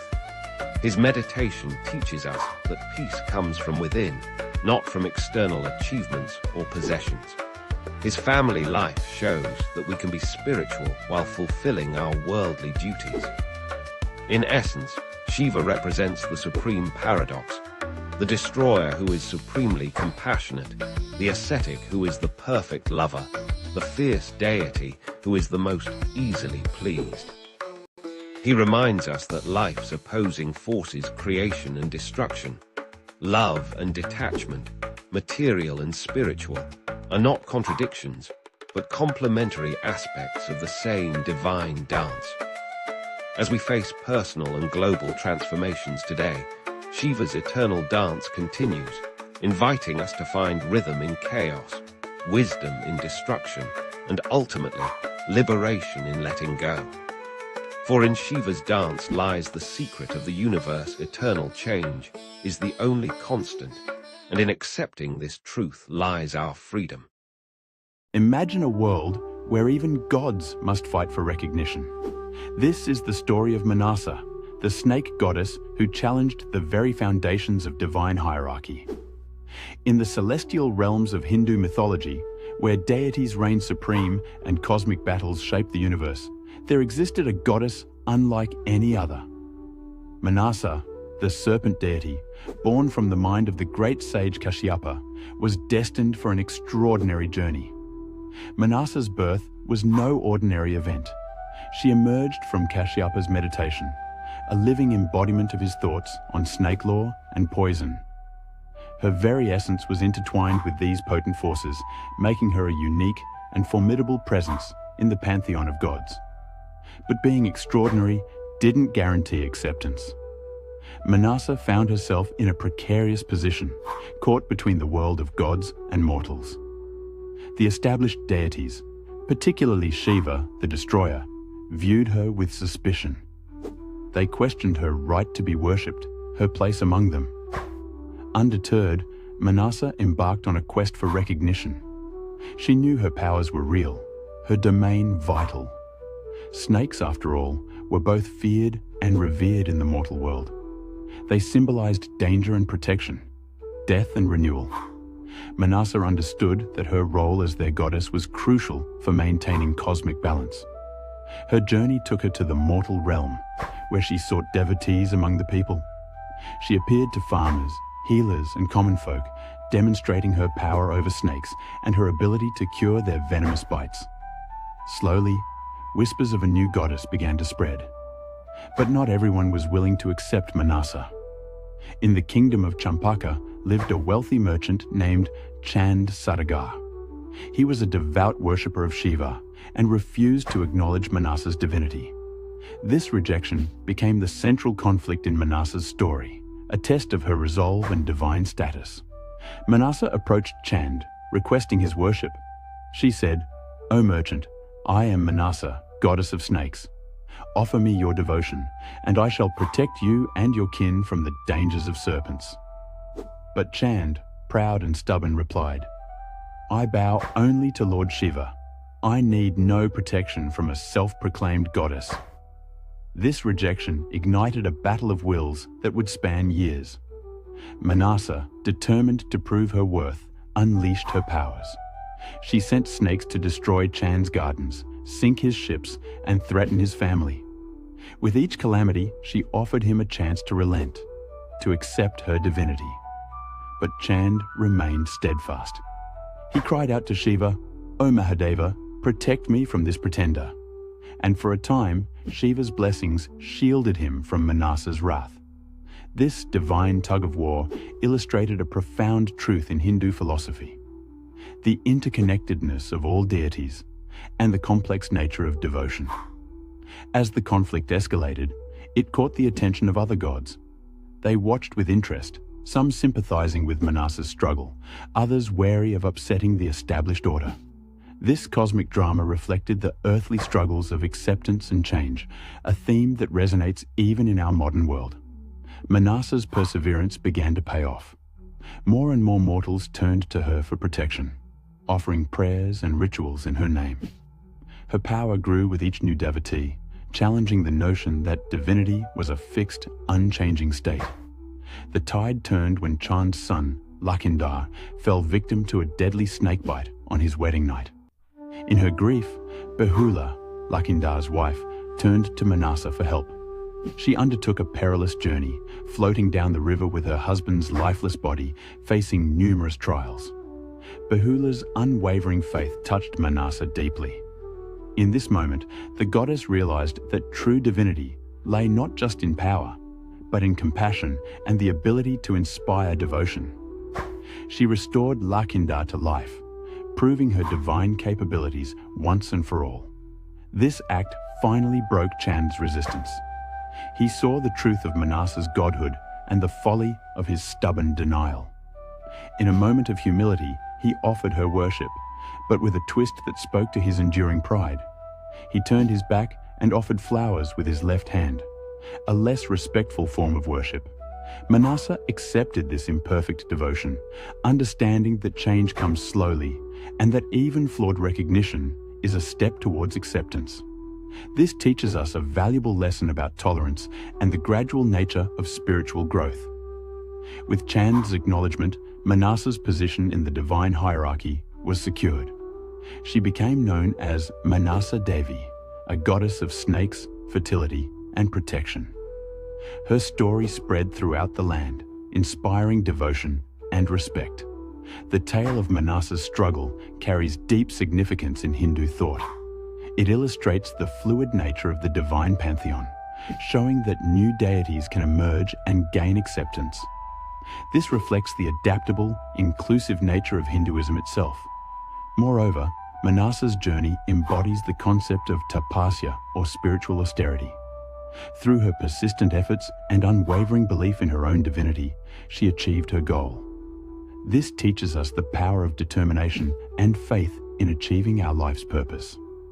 The conflict between Manasa and Chand also highlights the tension between tradition and change, a theme relevant to all societies.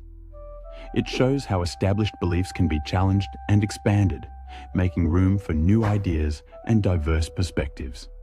In the end, Manasa's story is one of empowerment. It tells us that even in the face of rejection and adversity, one can rise to claim their rightful place. It encourages us to persist in our goals, to believe in our inherent worth, and to seek recognition for our true selves. As we reflect on this ancient tale, we can draw parallels to our modern struggles for acceptance and recognition. Like Manasa, we too may face skepticism and rejection in our pursuits. But her story reminds us that with perseverance, compassion, and unwavering faith in ourselves, we can overcome any obstacle. The story of Manasa, the snake goddess, continues to slither through the consciousness of millions, reminding us of the power of belief, the importance of acceptance, and the ever-evolving nature of spirituality. In her journey from obscurity to divinity, we find a timeless tale of triumph that still holds meaning in our rapidly changing world. What if a single touch could transform stone into life? In the ancient traditions of Hindu mythology, such miraculous transformations weren't just possible. They were profound demonstrations of divine grace and redemption. Today, we explore one such extraordinary tale. The story of Ahalya, whose journey from cursed stone to liberated soul reveals timeless truths about forgiveness, divine grace, and spiritual transformation. In the sacred land of ancient India lived Ahalya, whose name means the flawless one. Created by Brahma himself, she possessed unparalleled beauty and wisdom. The great sage Gautama chose her as his wife, and together they lived a life of devotion and spiritual practice in their peaceful ashram. But even the most serene gardens can harbor shadows. Indra, the king of the celestial realm, became enchanted by Ahalya's beauty. Known for his mischievous nature, he devised a plan that would forever alter the course of Ahalya's life. One morning, while Gautama was away performing his daily rituals, Indra assumed the sage's exact form and approached Ahalya. Here, ancient texts differ in their telling. Some say Ahalya knew it was Indra, but succumbed to temptation. Others maintain she was truly deceived by his perfect disguise.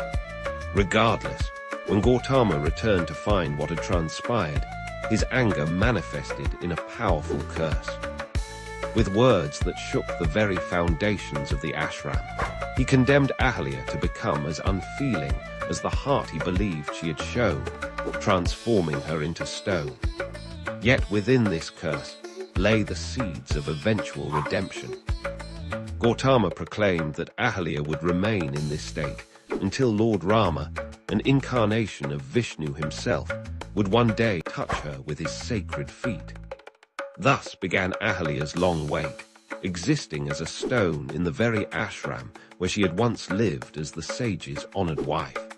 Centuries passed. The stone that was Ahalya remained, weathering countless seasons, silent witness to the passage of time. Then came the day when young Prince Rama, accompanied by his brother Lakshmana and the sage Vishwamitra, approached the ancient ashram during their forest journey. Vishwamitra, knowing the profound significance of this moment, guided Rama toward the stone. The prince's feet, covered in the dust of his righteous journey, touched the stone that had once been Ahalya. In that miraculous instant, the curse began to break. The stone surface cracked and crumbled, revealing not cold rock, but warm flesh. Ahalya emerged, radiant with an inner light born of centuries of reflection and penance. Falling at Rama's feet, Ahalya expressed her gratitude through tears of joy. Her first words were not of her suffering or her long wait, but of profound thankfulness for the divine grace that had liberated her. This moment transcended mere physical transformation. It represented the ultimate power of divine compassion to heal and restore.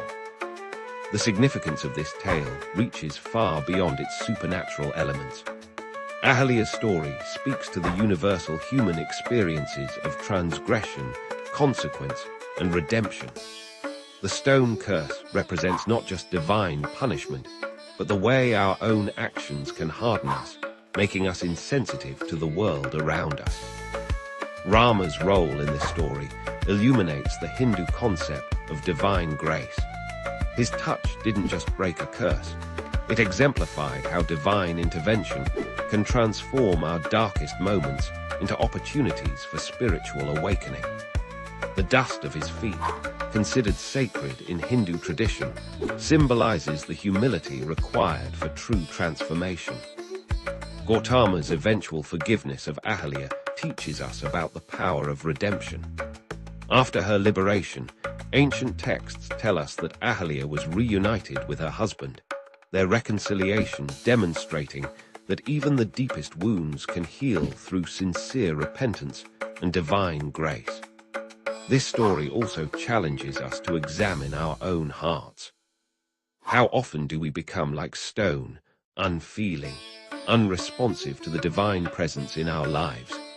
Ahalya's liberation reminds us that no matter how hardened we become, the touch of divine grace can restore our true nature.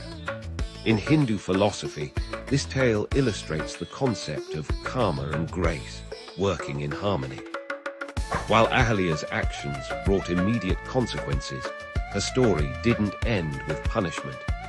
Through divine intervention, what seemed like an eternal curse became a pathway to profound spiritual transformation.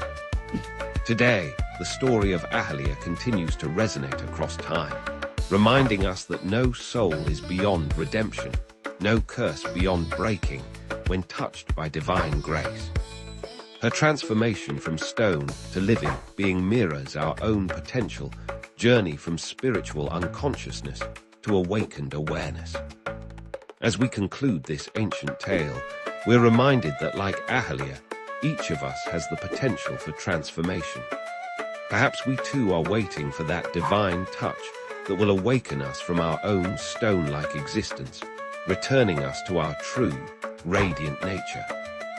In the end, Ahalya's story is not just about a woman turned to stone. It's about the eternal possibility of resurrection through divine grace and the power of forgiveness to restore what was thought forever lost. Have you ever wondered who invented the first game of chance? The answer lies not in the smoke-filled backrooms of medieval taverns, but in the gleaming halls of Mount Olympus itself, where Titch, the goddess of fortune, first introduced mortals to the thrilling world of gambling. In ancient Greece, where gods walked among mortals and fate intertwined with daily life, Titch stood as a unique figure among the pantheon. Neither wholly benevolent nor malicious, she embodied the unpredictable nature of fortune itself. With her cornucopia in one hand and a ship's rudder in the other, she guided the destinies of both gods and mortals through the uncertain waters of chance. The story begins in the bustling city-state of Corinth, where Titch was particularly revered. According to ancient tales, she observed how humans constantly sought ways to glimpse their futures and understand the will of the gods. Some consulted oracles, others read omens in bird flights, but Titch saw an opportunity to teach mortals a profound lesson about the nature of fate itself.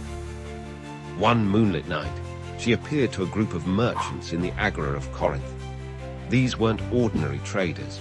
They were known for their clever minds and endless debates about destiny and free will. Titch approached them in the form of a mysterious woman, her face partially concealed by a shimmering veil, carrying what appeared to be simple pieces of bone. "You seek to understand the ways of fate," she told them, her voice carrying the weight of divine authority. "Yet you fail to grasp its true nature. Let me show you how fortune truly works." With these words, she revealed the first dice ever created, carved from the knucklebones of a celestial deer that roamed the slopes of Mount Olympus. Titch taught the merchants the first games of chance, showing how the dice could fall in different ways, each representing a different outcome. She explained that just as in life, players could make choices, but the final result always contained an element of uncertainty. The merchants were captivated, spending the entire night learning various games under her guidance. As word spread throughout Greece, more and more people began crafting their own dice and developing new games. Titch's invention quickly became more than mere entertainment. It evolved into a mirror of life itself. The Greeks saw in these games a perfect metaphor for human existence, a delicate balance between skill and chance, choice and fate. But Titch's lesson didn't stop with dice. She gradually introduced other games of chance to the mortals. She taught them to draw lots, inspired the creation of early playing cards, and even suggested the first betting games. Each new game carried its own symbolic meaning, teaching different aspects about fortune's fickle nature. The goddesses' games spread from Greece across the ancient world. In Sparta, soldiers used them to teach strategic thinking. In Athens, philosophers incorporated them into discussions about free will and determinism. Even the oracles of Delphi sometimes used Titch's dice to provide answers to seekers, believing they carried divine wisdom. However, Titch's gifts came with a warning. She appeared in dreams to those who became too obsessed with gambling, reminding them that the games were meant to teach wisdom, not feed greed. She cautioned that while chance could bring great fortune, it could just as easily take it away. The wise, she counseled, would understand that life, like her games, required both prudent judgment and acceptance of uncertainty. The influence of Titch's games extended far beyond ancient Greece. The Romans later adopted her as Fortuna, spreading gambling games throughout their vast empire. From the dice games of Roman legionaries to the elaborate gambling houses of Pompeii, her influence shaped how ancient peoples understood and interacted with chance. Today, whenever someone rolls dice, shuffles cards, or places a bet, they're participating in an activity whose divine origins trace back to Titch's ancient lesson. Modern casinos, with their promises of fortune and risk, still echo the fundamental truths she sought to teach. That life is a mixture of skill and chance, that fortune favors the bold but humbles the reckless. The story of Titch and her games reminds us that gambling has always been more than mere entertainment. It represents humanity's eternal dance with chance and fate, our desperate desire to understand the unknowable, and our need to find meaning in the random turns of fortune's wheel. In museums around the world, ancient Greek dice and gaming pieces still survive, silent testimonies to Titch's enduring influence. These artifacts, some over 2,000 years old, connect us directly to those first nights in Corinth, when a goddess taught mortals to embrace the uncertainty of existence through play. So the next time you see dice being rolled or cards being dealt, remember Titch, the divine inventor of games of chance. Remember that in teaching humans to gamble, she wasn't just creating entertainment. She was offering a profound lesson about life itself, that while we can't control every outcome, we can learn to face uncertainty with wisdom, grace, and understanding. Can we truly trust those who suddenly change their ways? This ancient tale from the Panchatantra, India's treasure trove of wisdom, explores this very question through a story that has enlightened minds for over 2,000 years. In a serene pond, surrounded by lush vegetation, lived a community of frogs. They spent their days swimming in the crystal-clear waters, catching insects, and enjoying the simple pleasures of life. Their peaceful existence, however, was about to face an unexpected challenge. Near this pond lived a black cobra named Karalavaktra, renowned for his fearsome hunting skills. Age had begun to slow him down, making it increasingly difficult to catch his prey. Day after day, his attempts to catch the swift frogs ended in failure, leaving him hungry and frustrated.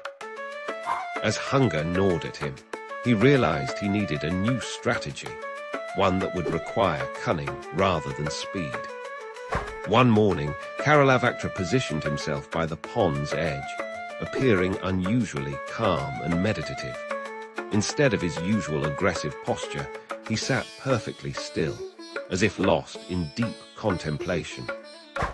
The frogs, who had always fled at the mere sight of him, watched from a safe distance, puzzled by this strange behavior. After several hours of observation, one young frog gathered enough courage to call out, "Oh, mighty serpent, why do you not hunt today as you usually do?" The cobra's response was carefully crafted to deceive. "My dear friend," he replied, his voice gentle and sorrowful, "a wise sage recently taught me the futility of violence and the power of peace. I have taken a sacred vow to never harm another creature again." The young frog, impressed by this apparent transformation, shared the news with others. Soon, the entire frog community began discussing the snake's spiritual awakening. The elder frogs, however, remained skeptical. "Remember," one ancient frog warned, "a creature's nature does not change overnight. Wisdom lies in maintaining a safe distance." But the younger frogs were captivated by Karalavaktra's newfound spirituality. Each day, they ventured closer to the snake, listening to his philosophical discourses on peace and harmony. The cobra spoke of karma, dharma, and the interconnectedness of all beings. His words were honey-sweet, masking his true intentions. As days passed, the frogs grew increasingly comfortable around their former predator. They even began using his broad hood as a platform to sit and chat, treating him like a wise guru. Karalavaktra maintained his peaceful facade, all while plotting his real strategy. One evening, as several frogs sat upon his hood, engaged in conversation, Karalavaktra casually mentioned that he was feeling weak from his fasting. "Perhaps," he suggested innocently, "one of you could sacrifice yourself to sustain me. After all, is it not the highest dharma to help a reformed being maintain their spiritual path?" The younger frogs, completely deceived by weeks of masterful manipulation, actually considered his request. Before the elder frogs could intervene, one young frog volunteered, seeing it as an honor to help their spiritual friend. In an instant, Karalavaktra's true nature revealed itself. The volunteer disappeared into his mouth, leaving the other frogs frozen in horror. Day by day, using the same tactic of requesting sacrifices, the snake began depleting the frog population. The remaining frogs finally realized their terrible mistake, but for many, this wisdom came too late. Those who survived fled to distant ponds, carrying with them a costly lesson about trust and discernment. This Panchatantra tale carries timeless wisdom about the nature of deception and the importance of critical thinking. It teaches us that words alone cannot be trusted. Actions and consistent behavior over time reveal true character. The story reminds us that wisdom often comes from elders who have seen the patterns of life repeat themselves through generations. Moreover, the tale speaks to the danger of naive trust and the importance of maintaining healthy skepticism, even when faced with apparently transformed characters. Just as the young frogs were deceived by sweet words and false spirituality, we too can fall prey to those who use noble concepts to mask ignoble intentions. The story also illuminates the concept of svabhava, or inherent nature, suggesting that fundamental character traits often remain unchanged despite outward appearances. This teaching encourages us to observe patterns of behavior rather than rely solely on words or temporary displays of virtue. In our modern world, where deception often wears sophisticated masks, this ancient tale remains remarkably relevant. It reminds us that wisdom requires us to balance openness with discernment, trust with careful observation, and hope for change with realistic understanding of nature. As we reflect on this tale, we might ask ourselves, how often do we ignore warning signs in our eagerness to believe what we wish to be true? What price do we pay for abandoning discernment in favor of blind trust? The answers to these questions might save us from becoming prey to modern-day Karalavactras, who, like the cunning cobra, disguise their true intentions behind peaceful facades. Picture this, a vast battlefield strewn with fallen warriors, where 100 brothers once stood united in their quest for power. Now, as the sun sets on the 18th day of the Great War, not one remains. This is the story of how the mighty Kauravas met their end, a tale of pride, destiny, and divine justice. The 100 Kaurava brothers, led by the eldest, Duryodhana, had chosen the path of adharma, unrighteousness. Despite numerous attempts at peace by Krishna and the Pandavas, their pride and greed led them to wage the greatest war ever fought. The consequences of their choices would unfold in the most devastating ways on the battlefield of Kurukshetra. In the early days of the war, the lesser-known Kaurava brothers fell rapidly. Many met their end facing Bhima, who had taken a terrible vow to avenge the humiliation of Draupadi. Each day, as the battle raged, Bhima would seek out the Kaurava brothers, his mace becoming an instrument of karma. The younger Kauravas, despite their skills, could not withstand his fury. Some fell to Arjuna's arrows, others to Nakula and Sahadva's swordsmanship. But it was the deaths of the major Kauravas that would shake the very foundations of their army. Vikarna, the only brother who had spoken against Draupadi's disrobing, met an honorable end. Even Bhima shed tears as he struck down this righteous soul, acknowledging that among the 100, Vikarna alone had walked the path of Dharma. Dushasana's death marked a turning point in the war. Bhima fulfilled his vow by defeating him in single combat. The death of this proud warrior, who had once dragged Draupadi by her hair, demonstrated how karma returns all actions in full measure.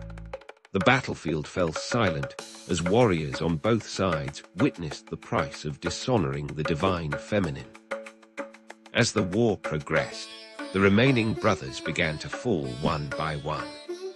Some died fighting in formation, protecting each other until the very end. Others, consumed by fear and regret, met their fate while fleeing. Each death reflected their life choices. Those who fought honorably died warriors' deaths, while those who had lived by deceit met in glorious ends. The final days saw the fall of the mightiest Kauravas. Duryodhana, the eldest and proudest, remained for last. Having lost all his brothers, he faced the bitter truth that his actions had led to their destruction. In his final battle with Bhima, their legendary mace fight, we see the culmination of a lifetime of rivalry. Despite Krishna's warnings and numerous opportunities for peace, Duryodhana's pride had remained unshaken until this moment. The duel between Bhima and Duryodhana represents more than just a physical battle. It embodies the eternal struggle between Dharma and Adharma, righteousness and unrighteousness. Duryodhana, skilled in mace warfare and blessed with near-invulnerable skin, fought with all his remaining strength. But karma had written a different destiny. When Bhima struck the final blow, breaking Duryodhana's thighs, it was not just a physical victory. It was the triumph of Dharma over Adharma, of divine justice over mortal pride. Duryodhana lay dying, his 100 brothers already gone, their vast army destroyed. In his final moments, he experienced a profound realization about the futility of pride and the power of divine will. The fall of the Kauravas teaches us eternal truths about existence.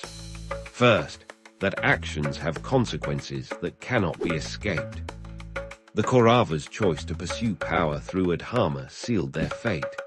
Second, that pride blinds us to wisdom. Despite having Krishna himself advocate for peace, they chose war.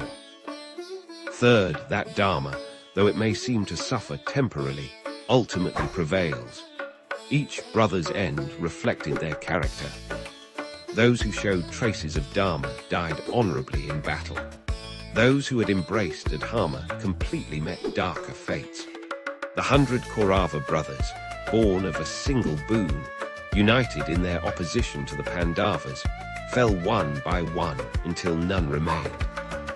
Their story serves as an eternal reminder that the path of Adharma, though it may seem powerful and attractive, leads to destruction. In the end, the fall of the Kauravas demonstrates a fundamental principle of Hindu philosophy, that the universe maintains balance through karma. No action, good or bad, goes unrewarded or unpunished. The divine works through time and circumstances to ensure that Dharma prevails, even if the path to that victory is paved with sacrifice and suffering.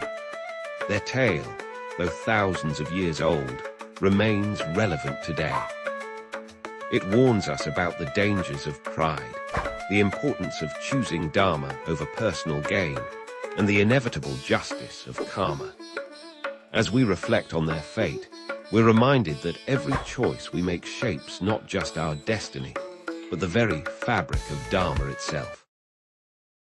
Have you ever wondered what makes the perfect human being? This very question once sparked an extraordinary contest between the king and queen of Mount Olympus themselves, Zeus and Hera. Their divine competition would shape the very nature of mortality itself, and its lessons echo through the ages to this very day. In the golden age of ancient Greece, when gods walked freely among mortals, Zeus and Hera ruled the pantheon from their thrones atop Mount Olympus. Their marriage was famous for its stormy nature, filled with jealousy, rivalry, and constant attempts to outdo one another. While Zeus was known for his power and authority, Hera was celebrated for her wisdom and protection of marriage. Both believed they understood mortals better than the other. One day, during a particularly heated argument about their respective abilities, Zeus boasted that he could create the perfect mortal being. Hera, tired of her husband's endless pride, challenged him to prove it. Thus began a contest that would captivate both the divine and mortal realms. Each deity would create their version of the perfect human, and the other gods would judge the results. Zeus approached his task with characteristic confidence. Drawing upon his experience as king of the gods, he sought to create a being of pure strength and ambition. His creation would embody the qualities he most admired: power, leadership, and unstoppable drive. From the sacred clay of Mount Olympus, Zeus molded a tall, muscular figure with piercing eyes and a commanding presence. He named his creation Kratos, meaning power. Hera took a different approach. Having watched over countless marriages and families, she understood the complexity of human nature. She worked methodically, carefully blending qualities she knew were essential for a truly fulfilled life. Her creation, whom she named Sophia, meaning wisdom, possessed beauty that came from inner grace rather than mere appearance. When both deities unveiled their creations before the assembled gods, the contrast was striking. Kratos stood proud and powerful, radiating strength and authority. His very presence commanded attention, and his voice carried the weight of command. He spoke of grand ambitions, of conquering challenges and achieving glory. Zeus beamed with pride at his creation, certain he had captured the essence of human perfection. Sophia, however, moved with gentle purpose. She spoke not of personal glory, but of understanding, compassion, and the connections between all things. Her wisdom showed in how she listened as much as she spoke, and in her ability to see beyond surface appearances to deeper truths. Hera watched quietly, knowing her creation embodied something more subtle, but no less powerful than raw strength.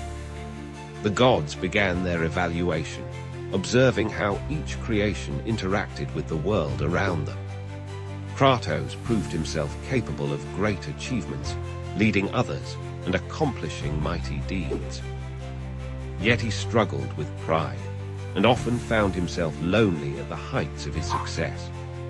His strength, while impressive, created distance between himself and others. Sophia demonstrated different gifts. She built bridges between people, solved conflicts through understanding, and showed how true strength often lies in vulnerability and connection.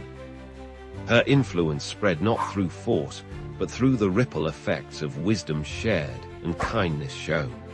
She proved that leadership could be quiet yet profound. As the contest drew to its conclusion, something unexpected happened. Kratos and Sophia encountered each other, and their interaction revealed the truth both Zeus and Hera had overlooked. The perfect human being wasn't about embodying either pure strength or pure wisdom. It was about the balance between the two. The assembled gods declared the contest a draw, but the lesson was clear. Humans needed both the ambition of Zeus's creation and the wisdom of Hera's. They required the drive to achieve great things and the heart to do so with compassion.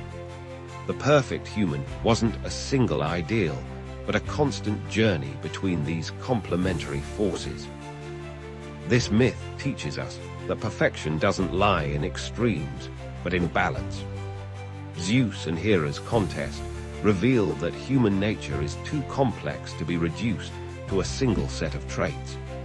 We are at our best when we combine strength with wisdom, ambition with compassion, and personal achievement with connection to others. The story's influence resonates through Greek art and literature, where heroes are often portrayed struggling between these competing aspects of human nature. It reminds us that our greatest challenge isn't becoming perfect in one way, but finding harmony between our different qualities and potential. Today, as we grapple with questions of human potential and achievement, this ancient tale offers timeless wisdom. The perfect human being isn't created by gods, but emerges through our own journey to balance the many aspects of our nature. In this way, Zeus and Hera's contest wasn't really about creating the perfect human. It was about understanding what makes us perfectly human. Can the love of a father overcome the wheels of destiny? In the great epic Mahabharata, there exists a heart-wrenching tale that explores this very question, the story of Shrutesna, the valiant son of Karna, whose fate was sealed before he drew his first breath. In the vast tapestry of the Mahabharata, Karna stands as one of its most complex characters.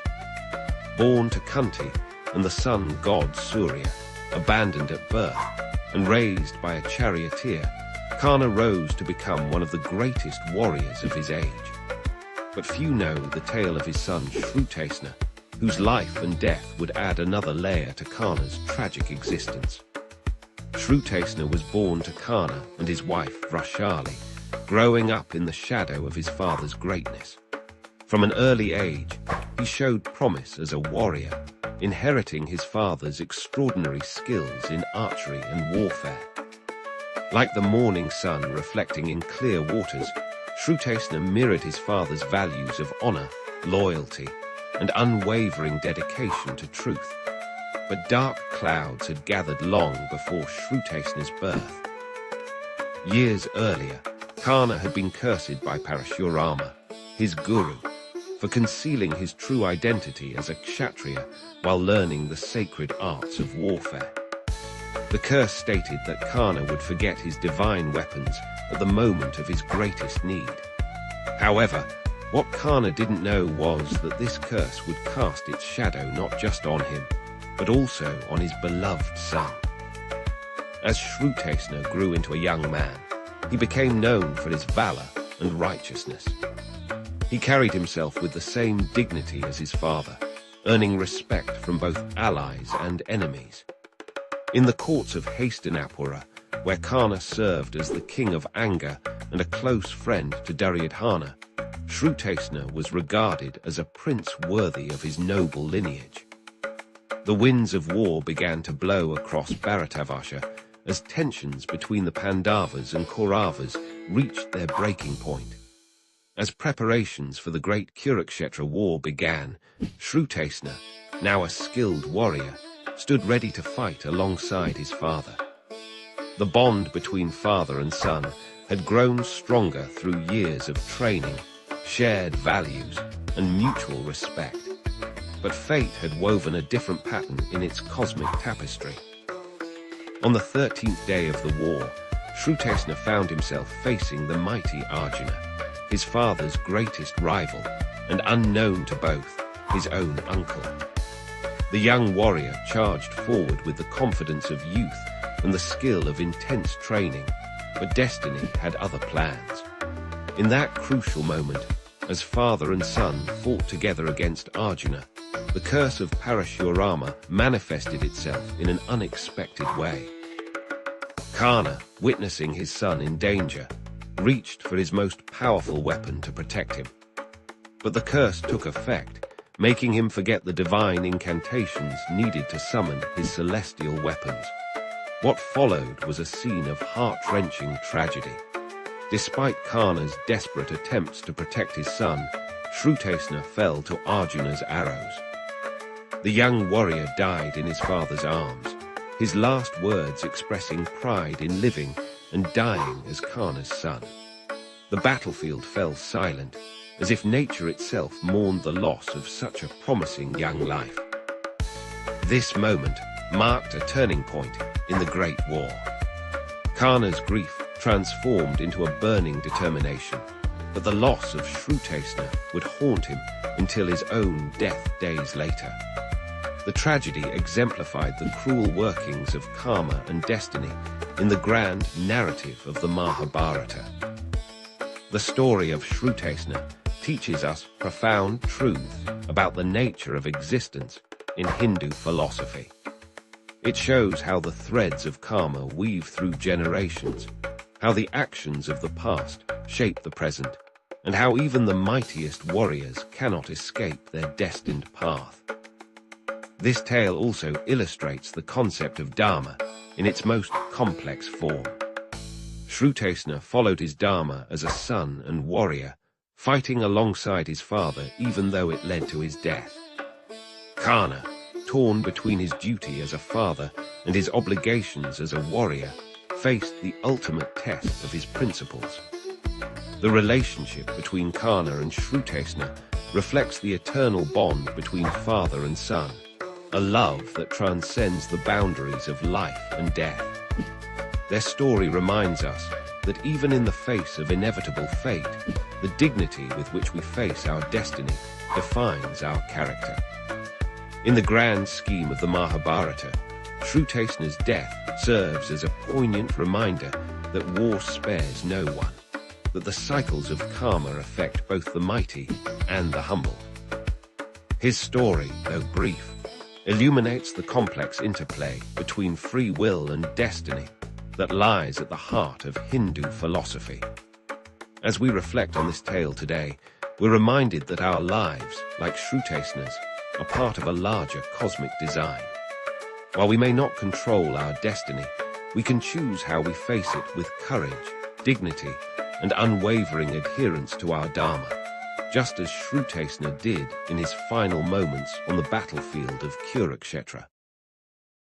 Have you ever wondered why wine holds such a sacred place in human culture? The answer lies in an ancient tale of divine discovery, where a god's curiosity changed human civilization forever. In the sun-drenched hills of ancient Greece, where gods walked among mortals, lived Dionysus, the divine son of Zeus and the mortal Semele.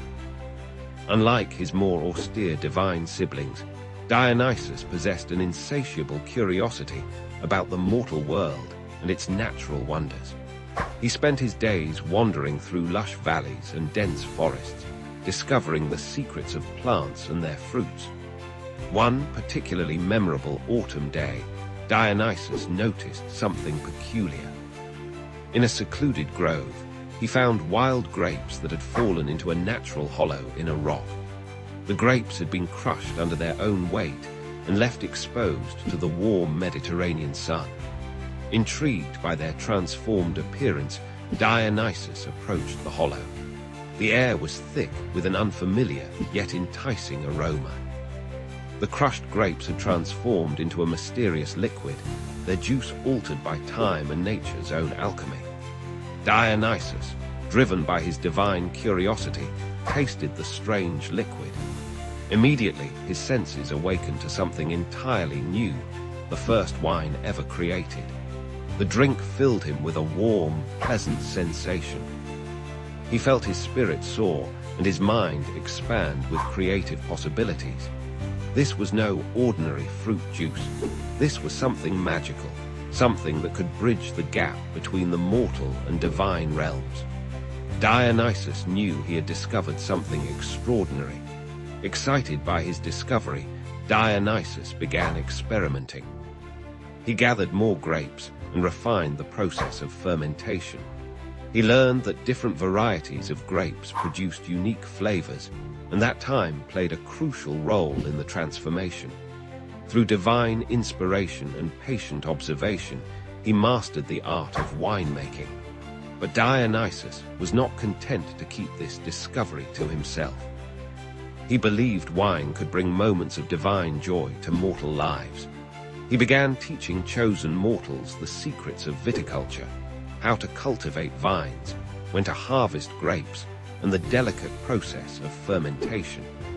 These first winemakers became his devoted followers, spreading his knowledge throughout the Mediterranean.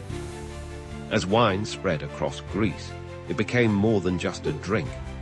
It transformed into a symbol of civilization, a crucial element in religious ceremonies, and a catalyst for social bonding.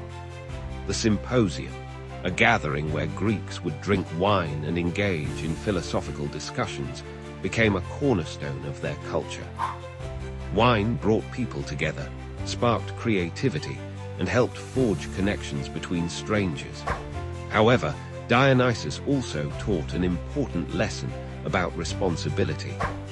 Wine had the power to elevate the spirit, but it could also cloud judgment when consumed without moderation. This duality became part of his divine nature.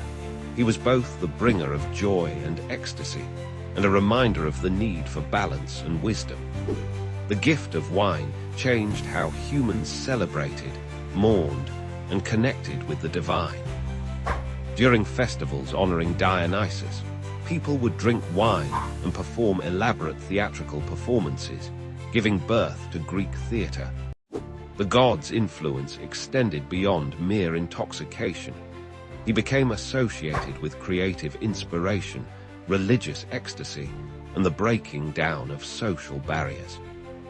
In ancient Greek art, Dionysus was often depicted crowned with grape vines, holding a thyrsus, a staff topped with a pine cone and wrapped with ivy.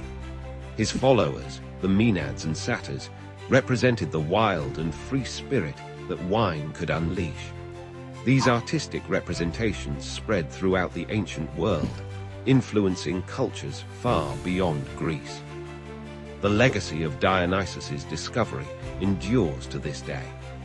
Wine remains a symbol of celebration, communion, and sophisticated pleasure. The ancient Greeks' understanding of wine's dual nature, its ability to both elevate and potentially harm, continues to influence how we approach this divine drink. Every time we raise a glass of wine, we're participating in a tradition that began with a curious god's discovery in a sun-warmed hollow. Wine connects us to thousands of years of human civilization, to ancient rituals and celebrations, and to the eternal human desire to touch something divine.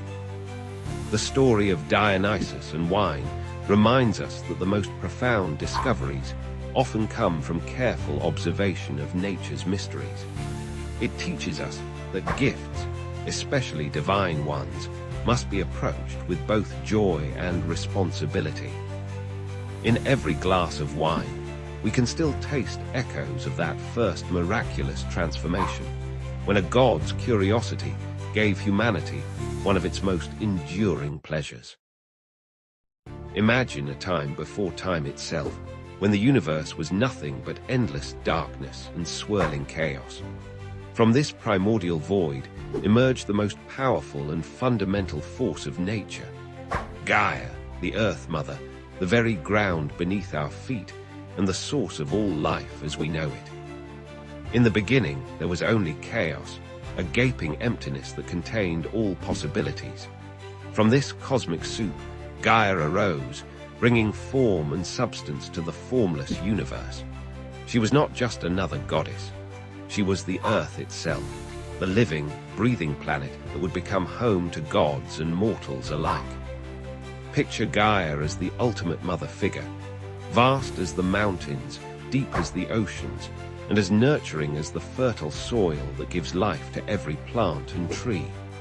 Without a mate, she gave birth to the sky itself, Uranus, a being as vast and blue as the heavens above. She created the mountains, their peaks reaching toward her son's domain, and the depths of the seas, ruled by her other offspring, Pontus. But Gaia's creative force didn't stop there. With Uranus as her partner, she bore the mighty Titans, 12 powerful beings who would shape the world to come. Among them were Ocean, who would encircle the world with his endless waters, and Rhea, who would become mother to the Olympian gods themselves. She also gave birth to the one-eyed Cyclopes and the 100-handed giants called the Hecatoncheires, creatures of tremendous power and frightening appearance. Yet motherhood brought Gaia both joy and sorrow. Uranus, fearful of his children's power, forced them back into Gaia's womb, causing her tremendous pain. Like any mother protecting her children, Gaia refused to accept this cruelty. She crafted a great sickle from adamant and presented it to her youngest Titan son, Cronus, encouraging him to overthrow his tyrannical father. This act set in motion a cycle of divine succession that would shape the future of the cosmos. Cronus used the sickle to castrate Uranus, separating heaven from earth and becoming the new ruler of the universe. From Uranus's blood spilled upon Gaia arose new beings, the giants, the ash tree nymphs called the Meliae, and the fearsome Erinyes, the Furies who would forever pursue those who committed crimes against family. But the cycle of power and rebellion wasn't over. When Cronus began swallowing his own children to prevent them from overthrowing him, Gaia once again intervened. She helped Rhea hide her youngest child, Zeus, ensuring his survival.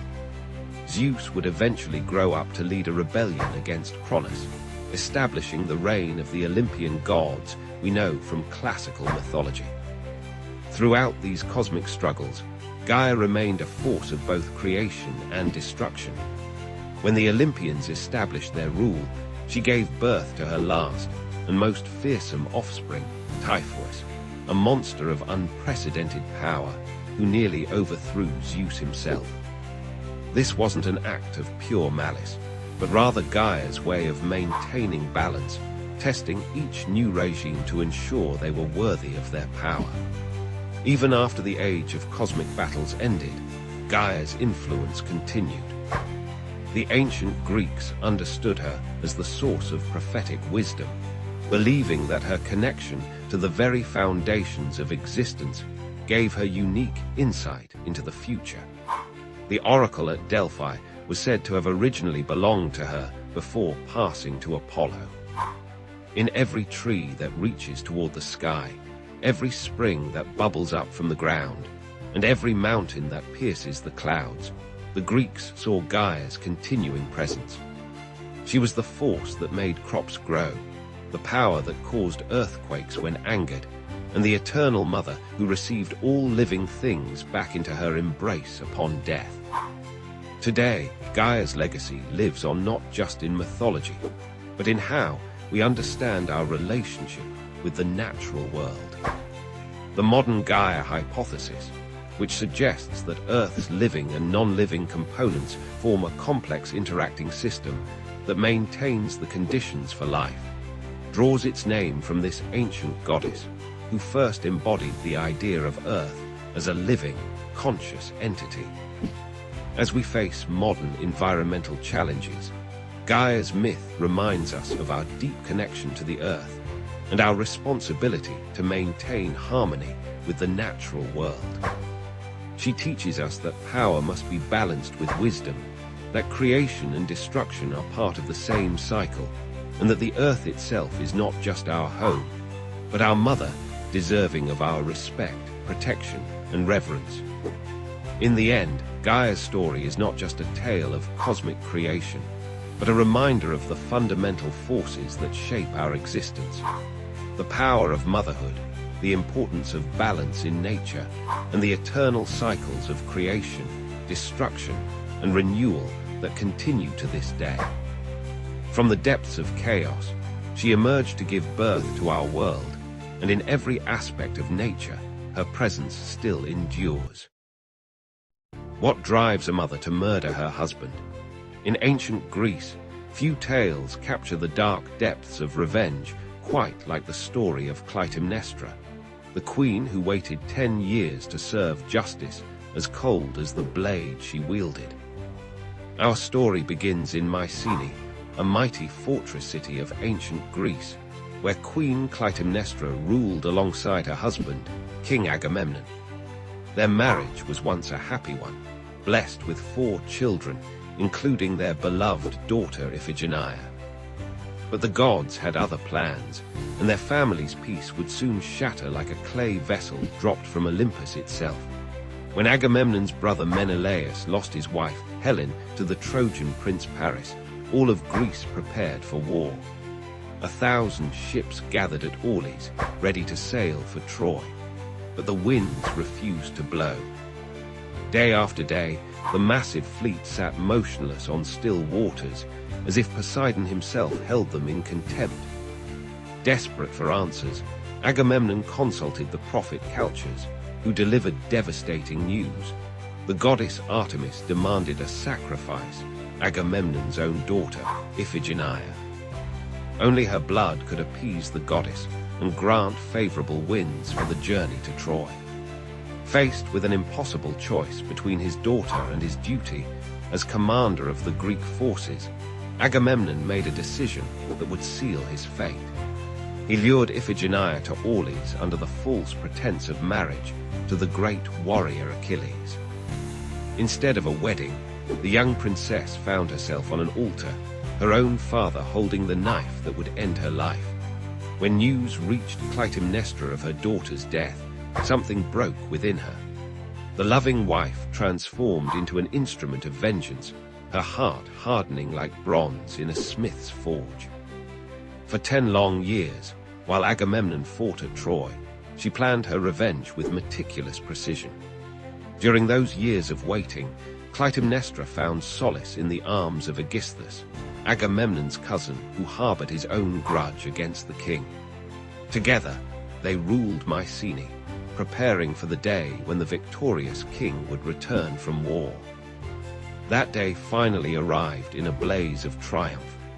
Agamemnon came home as a conqueror, bringing with him Cassandra, a Trojan princess blessed with prophecy, but cursed to never be believed. The citizens of Mycenae celebrated their king's return, but Clytemnestra's smile masked darker intentions. She welcomed her husband with false warmth, ordering servants to lay out purple tapestries fit for a god. Agamemnon, perhaps sensing the impropriety of walking on such luxury, initially refused. But Clytemnestra's persuasive words wore down his resistance, and he strode into his palace like a man walking to his own funeral. In what followed, Clytemnestra revealed the full measure of her vengeance. As Agamemnon bathed, celebrating his homecoming, she trapped him in a net and struck him down with an axe. Cassandra, who had foreseen this bloody end but could do nothing to prevent it, met the same fate. Standing over her husband's body, Clytemnestra declared her act one of justice, not mere murder. She had avenged her daughter, paying blood with blood as the ancient laws demanded. The chorus of citizens, though horrified, could not deny the terrible logic of her revenge. But violence begets violence in the world of Greek tragedy. Clytemnestra's act of vengeance would have far-reaching consequences, especially for her remaining children. Her son Orestes, who had been sent away as a child, would eventually return to avenge his father, continuing the cycle of bloodshed that seemed to curse the house of Atreus. This tale, immortalized in Aeschylus's trilogy, The Austere, speaks to timeless themes that still resonate today. It explores the conflict between justice and revenge, between family loyalty and civic duty, between divine law and human law.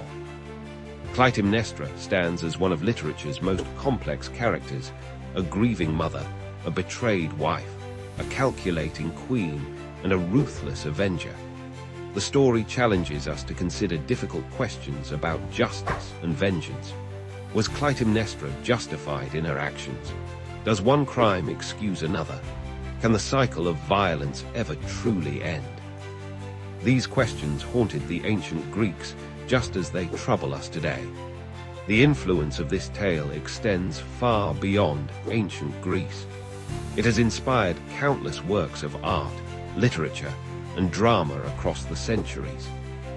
Modern adaptations continue to explore its themes, finding new relevance in its examination of justice, gender roles, and the devastating impact of violence on families and societies. In the end, Clytemnestra's story reminds us that revenge, though sweet in the moment, often bears bitter fruit. It shows us how a single act of violence can ripple through generations, leaving no one untouched by its destructive wake. Perhaps most importantly, it warns us that justice, when pursued without mercy, can become indistinguishable from the very crimes it seeks to punish. Have you ever wondered who invented the first game of chance? The answer lies not in the smoke-filled backrooms of medieval taverns, but in the gleaming halls of Mount Olympus itself, where Titch, the goddess of fortune, first introduced mortals to the thrilling world of gambling. In ancient Greece, where gods walked among mortals and fate intertwined with daily life, Titch stood as a unique figure among the pantheon. Neither wholly benevolent nor malicious, she embodied the unpredictable nature of fortune itself. With her cornucopia in one hand and a ship's rudder in the other, she guided the destinies of both gods and mortals through the uncertain waters of chance. The story begins in the bustling city-state of Corinth, where Titch was particularly revered.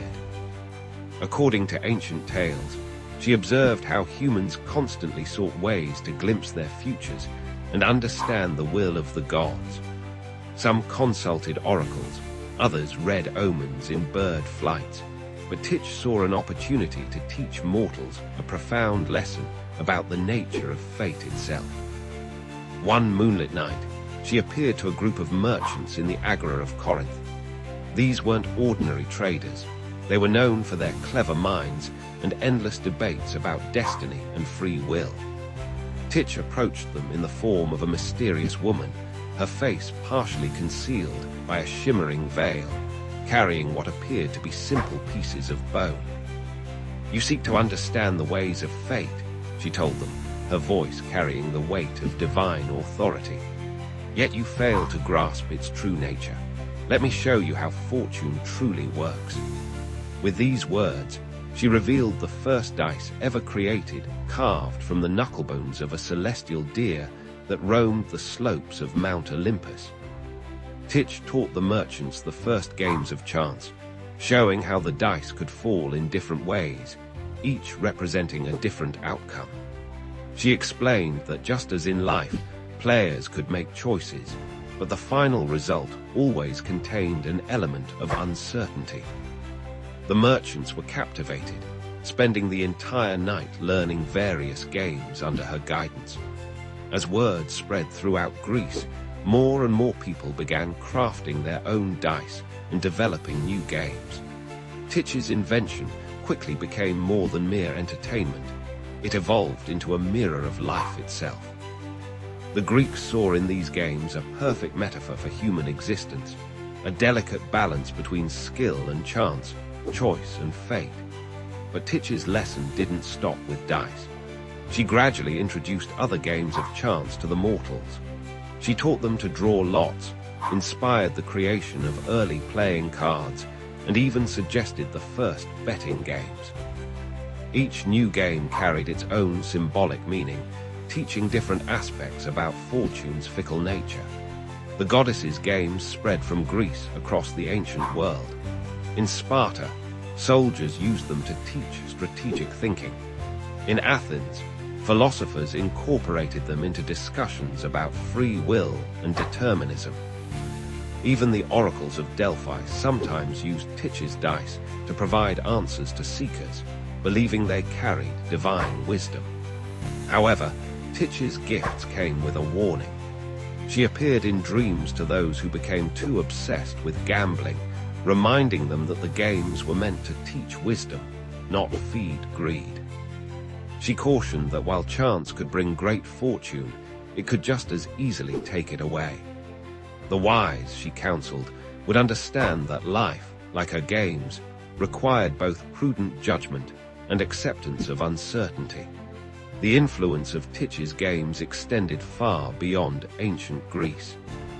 The Romans later adopted her as Fortuna, spreading gambling games throughout their vast empire. From the dice games of Roman legionaries to the elaborate gambling houses of Pompeii, her influence shaped how ancient peoples understood and interacted with chance. Today, whenever someone rolls dice, shuffles cards, or places a bet, they're participating in an activity whose divine origins trace back to Titch's ancient lesson. Modern casinos, with their promises of fortune and risk, still echo the fundamental truths she sought to teach. That life is a mixture of skill and chance, that fortune favors the bold but humbles the reckless. The story of Titch and her games reminds us that gambling has always been more than mere entertainment. It represents humanity's eternal dance with chance and fate, our desperate desire to understand the unknowable, and our need to find meaning in the random turns of fortune's wheel.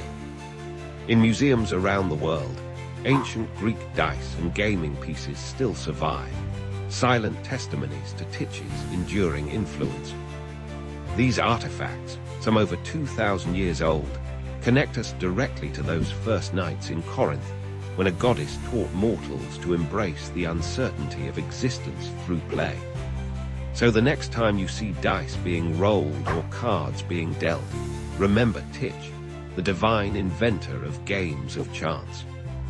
Remember that in teaching humans to gamble, she wasn't just creating entertainment. She was offering a profound lesson about life itself, that while we can't control every outcome, we can learn to face uncertainty with wisdom, grace, and understanding. Have you ever wondered who gave the Greek gods their power? Behind the mighty Zeus and the Olympian hierarchy stands a force even more fundamental: Kratos, the divine embodiment of strength, power, and authority. This is the story of how the very concept of leadership came to be in Greek mythology. In the vast cosmos of Greek mythology, Kratos isn't just another deity, he's the very essence of authority itself. Born to Pallas and Styx, Kratos emerged as one of the most powerful forces in the divine realm. Along with his siblings Beer, Force, Nike, Victory, and Zealous, Zeal, he helped establish the fundamental principles of power that would govern both gods and mortals. But why does Kratos matter so much in the grand scheme of things? Picture the universe before order existed. Chaos reigned supreme, with no structure or hierarchy to guide divine or mortal affairs. The ancient Greeks believed that without Kratos, there would be no foundation for leadership, no basis for authority, and no system to maintain cosmic order. When Zeus challenged the Titans for control of the universe, it was Kratos who played a pivotal role. The ancient texts tell us that Kratos, along with his siblings, was among the first to pledge allegiance to Zeus. This wasn't just a simple act of taking sides. It was a fundamental moment that established the very concept of divine authority. By choosing Zeus, Kratos essentially created the template for all future power structures. Think of Kratos as the divine architect of authority. He didn't just support Zeus's rise to power. He helped create the entire system that made leadership possible. Through his influence, the Greeks came to understand that true authority requires both strength and legitimacy. This wasn't about brute force alone. It was about creating a sustainable system of governance.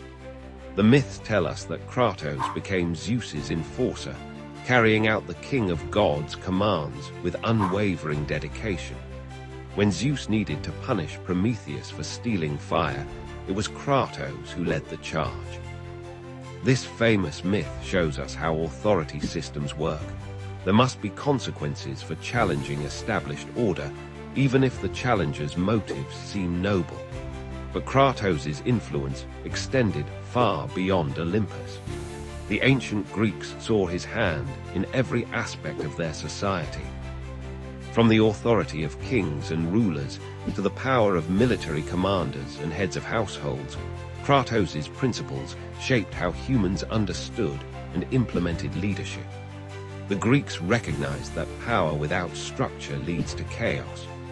Through Kratos, they developed sophisticated systems of authority that balanced might with right. City-states established laws, councils made decisions, and leaders earned their positions through merit and divine favor, all reflecting Kratos' influence on how power should be wielded. This system wasn't perfect, just as no human institution is perfect. The myths show us countless examples of power struggles, challenges to authority, and the consequences of both good and bad leadership. Yet the fundamental principles established by Kratos remained. Authority must be both strong and legitimate to endure. The legacy of Kratos extends into modern times. When we talk about checks and balances, legitimate authority, or the social contract, we're drawing on concepts that the ancient Greeks first explored through their understanding of Kratos. Even today's political systems reflect this ancient wisdom about how power should be structured and maintained.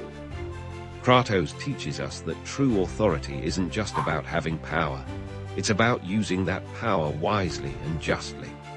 The Greeks understood that leadership requires a delicate balance between strength and wisdom, force and fairness. Through Kratos, they created a model of authority that continues to influence how we think about leadership today. In our modern world, As we grapple with questions of leadership and authority, the lessons of Kratos remain relevant. Who has the right to lead? How should power be distributed? What makes authority legitimate? These are questions that the ancient Greeks explored through their myths, and they're questions we still wrestle with today. Kratos' story reminds us that power structures don't just happen by accident. They're created and maintained through conscious effort and careful balance. Whether in ancient Greece or the modern world, effective leadership requires more than just strength. It needs legitimacy, wisdom, and the support of those being led. As we conclude our journey through this fundamental aspect of Greek mythology, remember that Kratos' influence extends far beyond ancient tales.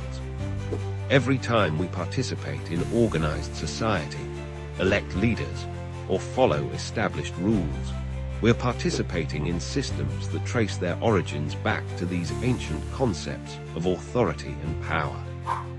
The next time you think about leadership or authority, remember Kratos. Behind every successful system of governance, every effective leader, and every stable society, you'll find echoes of the principles he established at the dawn of Greek mythology. Some forces truly are timeless, and the power of Kratos continues to shape our world today. Time halts at the edge of terror, freezing flesh into stone and fear into silence. In the myths of ancient Greece, this was not metaphor, but fate, a stillness cast by gods and monsters upon those who stepped beyond the bounds of mortal reverence. In ancient Greece, this wasn't just a frightening thought. It was a very real fate that awaited those who dared to challenge the gods or gaze upon the forbidden. The power of petrification, the ability to turn living beings into stone, was one of the most dreaded supernatural abilities in Greek mythology. It represented not just death, but eternal imprisonment in a mineral prison, forever conscious yet forever still. This fascinating and terrifying power appears throughout Greek mythology, weaving tales of hubris, punishment, and transformation. Let's begin with the most famous wielder of this power, Medusa, the Gorgon whose very gaze could turn flesh to stone. But Medusa wasn't always a monster. Once, she was a beautiful priestess of Athene, with flowing locks that caught the eye of Poseidon himself. Their encounter in Athene's temple, whether consensual or not, so enraged the goddess that she transformed Medusa's beautiful hair into writhing snakes and cursed her with a petrifying gaze. Medusa's transformation speaks to the complex nature of divine punishment in Greek mythology. Was she truly the villain, or was she a victim of divine jealousy? Her power to turn others to stone became both her curse and her protection, as anyone who looked directly at her would instantly become a statue, frozen in their final moment of horror. The hero Perseus would eventually face this terrifying creature, armed with gifts from the gods, a mirrored shield from Athene, winged sandals from Hermes, and a cap of invisibility from Hades. By using the mirror's reflection to avoid direct eye contact, Perseus managed to behead Medusa. Even in death, her severed head retained its petrifying power, which Perseus would later use as a weapon. But Medusa isn't the only tale of petrification in Greek mythology. Consider the story of Atlas's daughter, who was turned to stone by Zeus to protect her from harm, or the tale of Niobe, whose hubris led to unimaginable tragedy. Niobe, queen of Thebes, had 14 children, 7 sons and 7 daughters. She boasted that she was superior to Leto, mother of Apollo and Artemis, who had only 2 children. This fatal pride led to divine retribution. Apollo and Artemis, enraged by Niobe's insult to their mother, slew all 14 of Niobe's children with their arrows. Witnessing the death of her children, Niobe's grief was so overwhelming that she fled to Mount Sipylus. There, Zeus took pity on her endless mourning and transformed her into stone. Yet even as rock, It's said that tears continue to flow from her stone form, creating a natural spring that exists to this day. The Greeks also told of Anaxarete, a noble maiden of Cyprus, who spurned the love of Iphias with such cruelty that he hanged himself at her doorstep. When she looked unmoved, even at his funeral procession, Aphrodite turned her to stone, preserving her cold heart in an equally cold form for eternity. These tales of petrification often served as warnings about pride, cruelty, and the consequences of disrespecting the gods. The transformation into stone represented a fitting punishment. Those who showed stone-cold hearts toward others often ended up literally turned to stone themselves. The power of petrification appears in other cultures' mythologies as well, suggesting a universal human fear of being frozen in time, unable to move or speak, yet still conscious. This theme resonates through the ages, appearing in modern stories from fantasy novels to superhero comics. In ancient Greek art, petrified figures were depicted with extraordinary detail, capturing the moment of transformation between flesh and stone. These artworks often showed the horror and anguish of the transformation, serving as powerful reminders of the gods' authority and the consequences of human hubris. The psychological impact of petrification myths continues to fascinate us today. The idea of being conscious, yet unable to move, taps into primal human fears. It represents a fate worse than death, eternal awareness, without the ability to interact with the world around you. These myths also reflect the Greek understanding of transformation and permanence. Stone, being one of the most durable materials in nature, represented an unchangeable fate. Once transformed, there was usually no return to human form, making petrification one of the most definitive and dreaded punishments in Greek mythology. Modern archaeologists have even suggested that some of these myths might have been inspired by actual stone formations or fossils found in ancient Greece. Natural rock formations that resembled human figures might have sparked stories of people turned to stone by divine power. As we reflect on these ancient tales of petrification, we're reminded of their enduring relevance. They warn us about the dangers of excessive pride, the importance of respecting others, and the permanent consequences our actions can have. In a world where we often feel invincible, these myths remind us of our vulnerability and the importance of humility before forces greater than ourselves.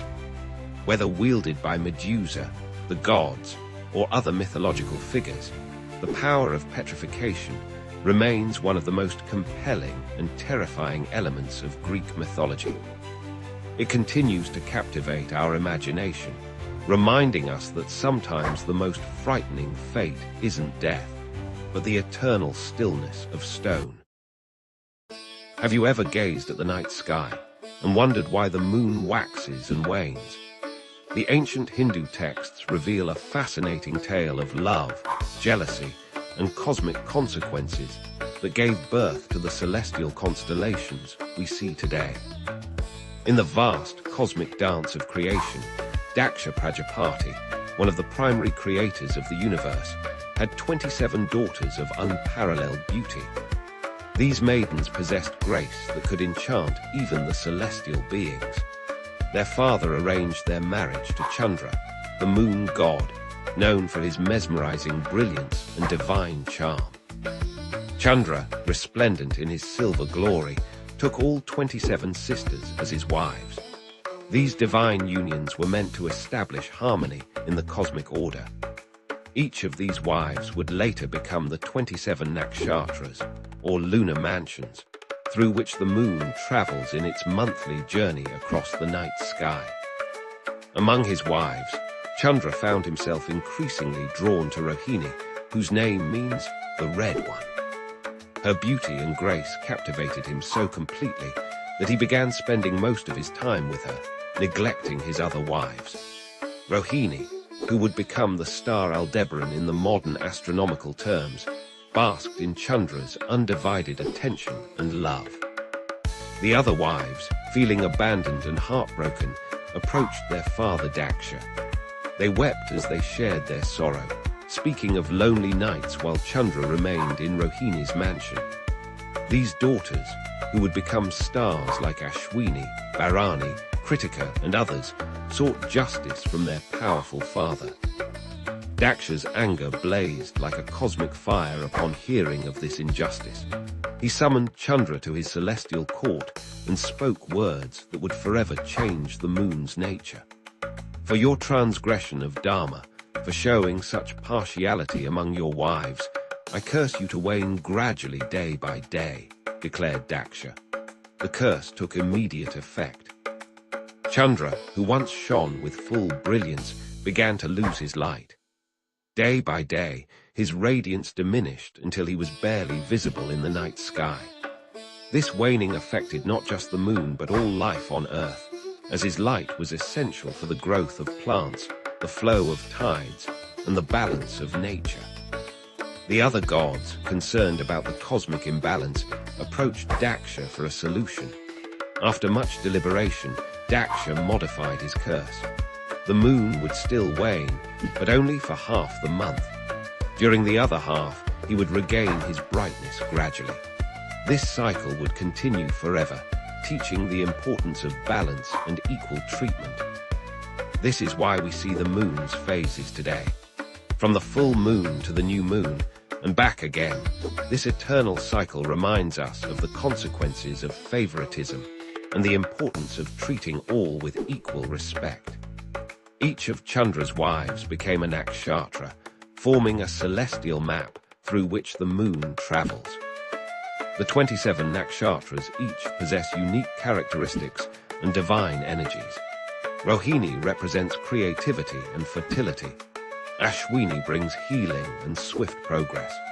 Bharani teaches the power of transformation. Each constellation carries forward these divine qualities, influencing life on Earth as the moon passes through their domains. In Hindu astrology, these nakshatras play a crucial role in determining auspicious times, understanding personal characteristics, and mapping life's journey. They're not just distant stars, but living energies that connect the cosmic dance with our earthly existence. This ancient tale carries timeless wisdom about the consequences of our actions and the importance of maintaining harmony in relationships. Just as the moon must travel through all 27 constellations, we too must learn to balance our attention and affection in our relationships. The next time you observe the moon's changing phases, remember this divine drama that unfolds eternally in the night sky. Each phase tells a story of love, justice, and cosmic balance. The waning moon reminds us of the price of partiality, while the waxing moon speaks of hope and restoration. In this grand celestial design, we find a profound truth. Everything in creation is interconnected. The moon's journey through the nakshatras maintains cosmic harmony, influences Earth's rhythms, and guides human destiny. This eternal cycle, born from a tale of divine love and celestial justice, continues to illuminate our nights and inspire our understanding of the cosmic order. May this ancient wisdom help us navigate our own paths with greater awareness and balance, just as the moon navigates the eternal dance of the nakshatras.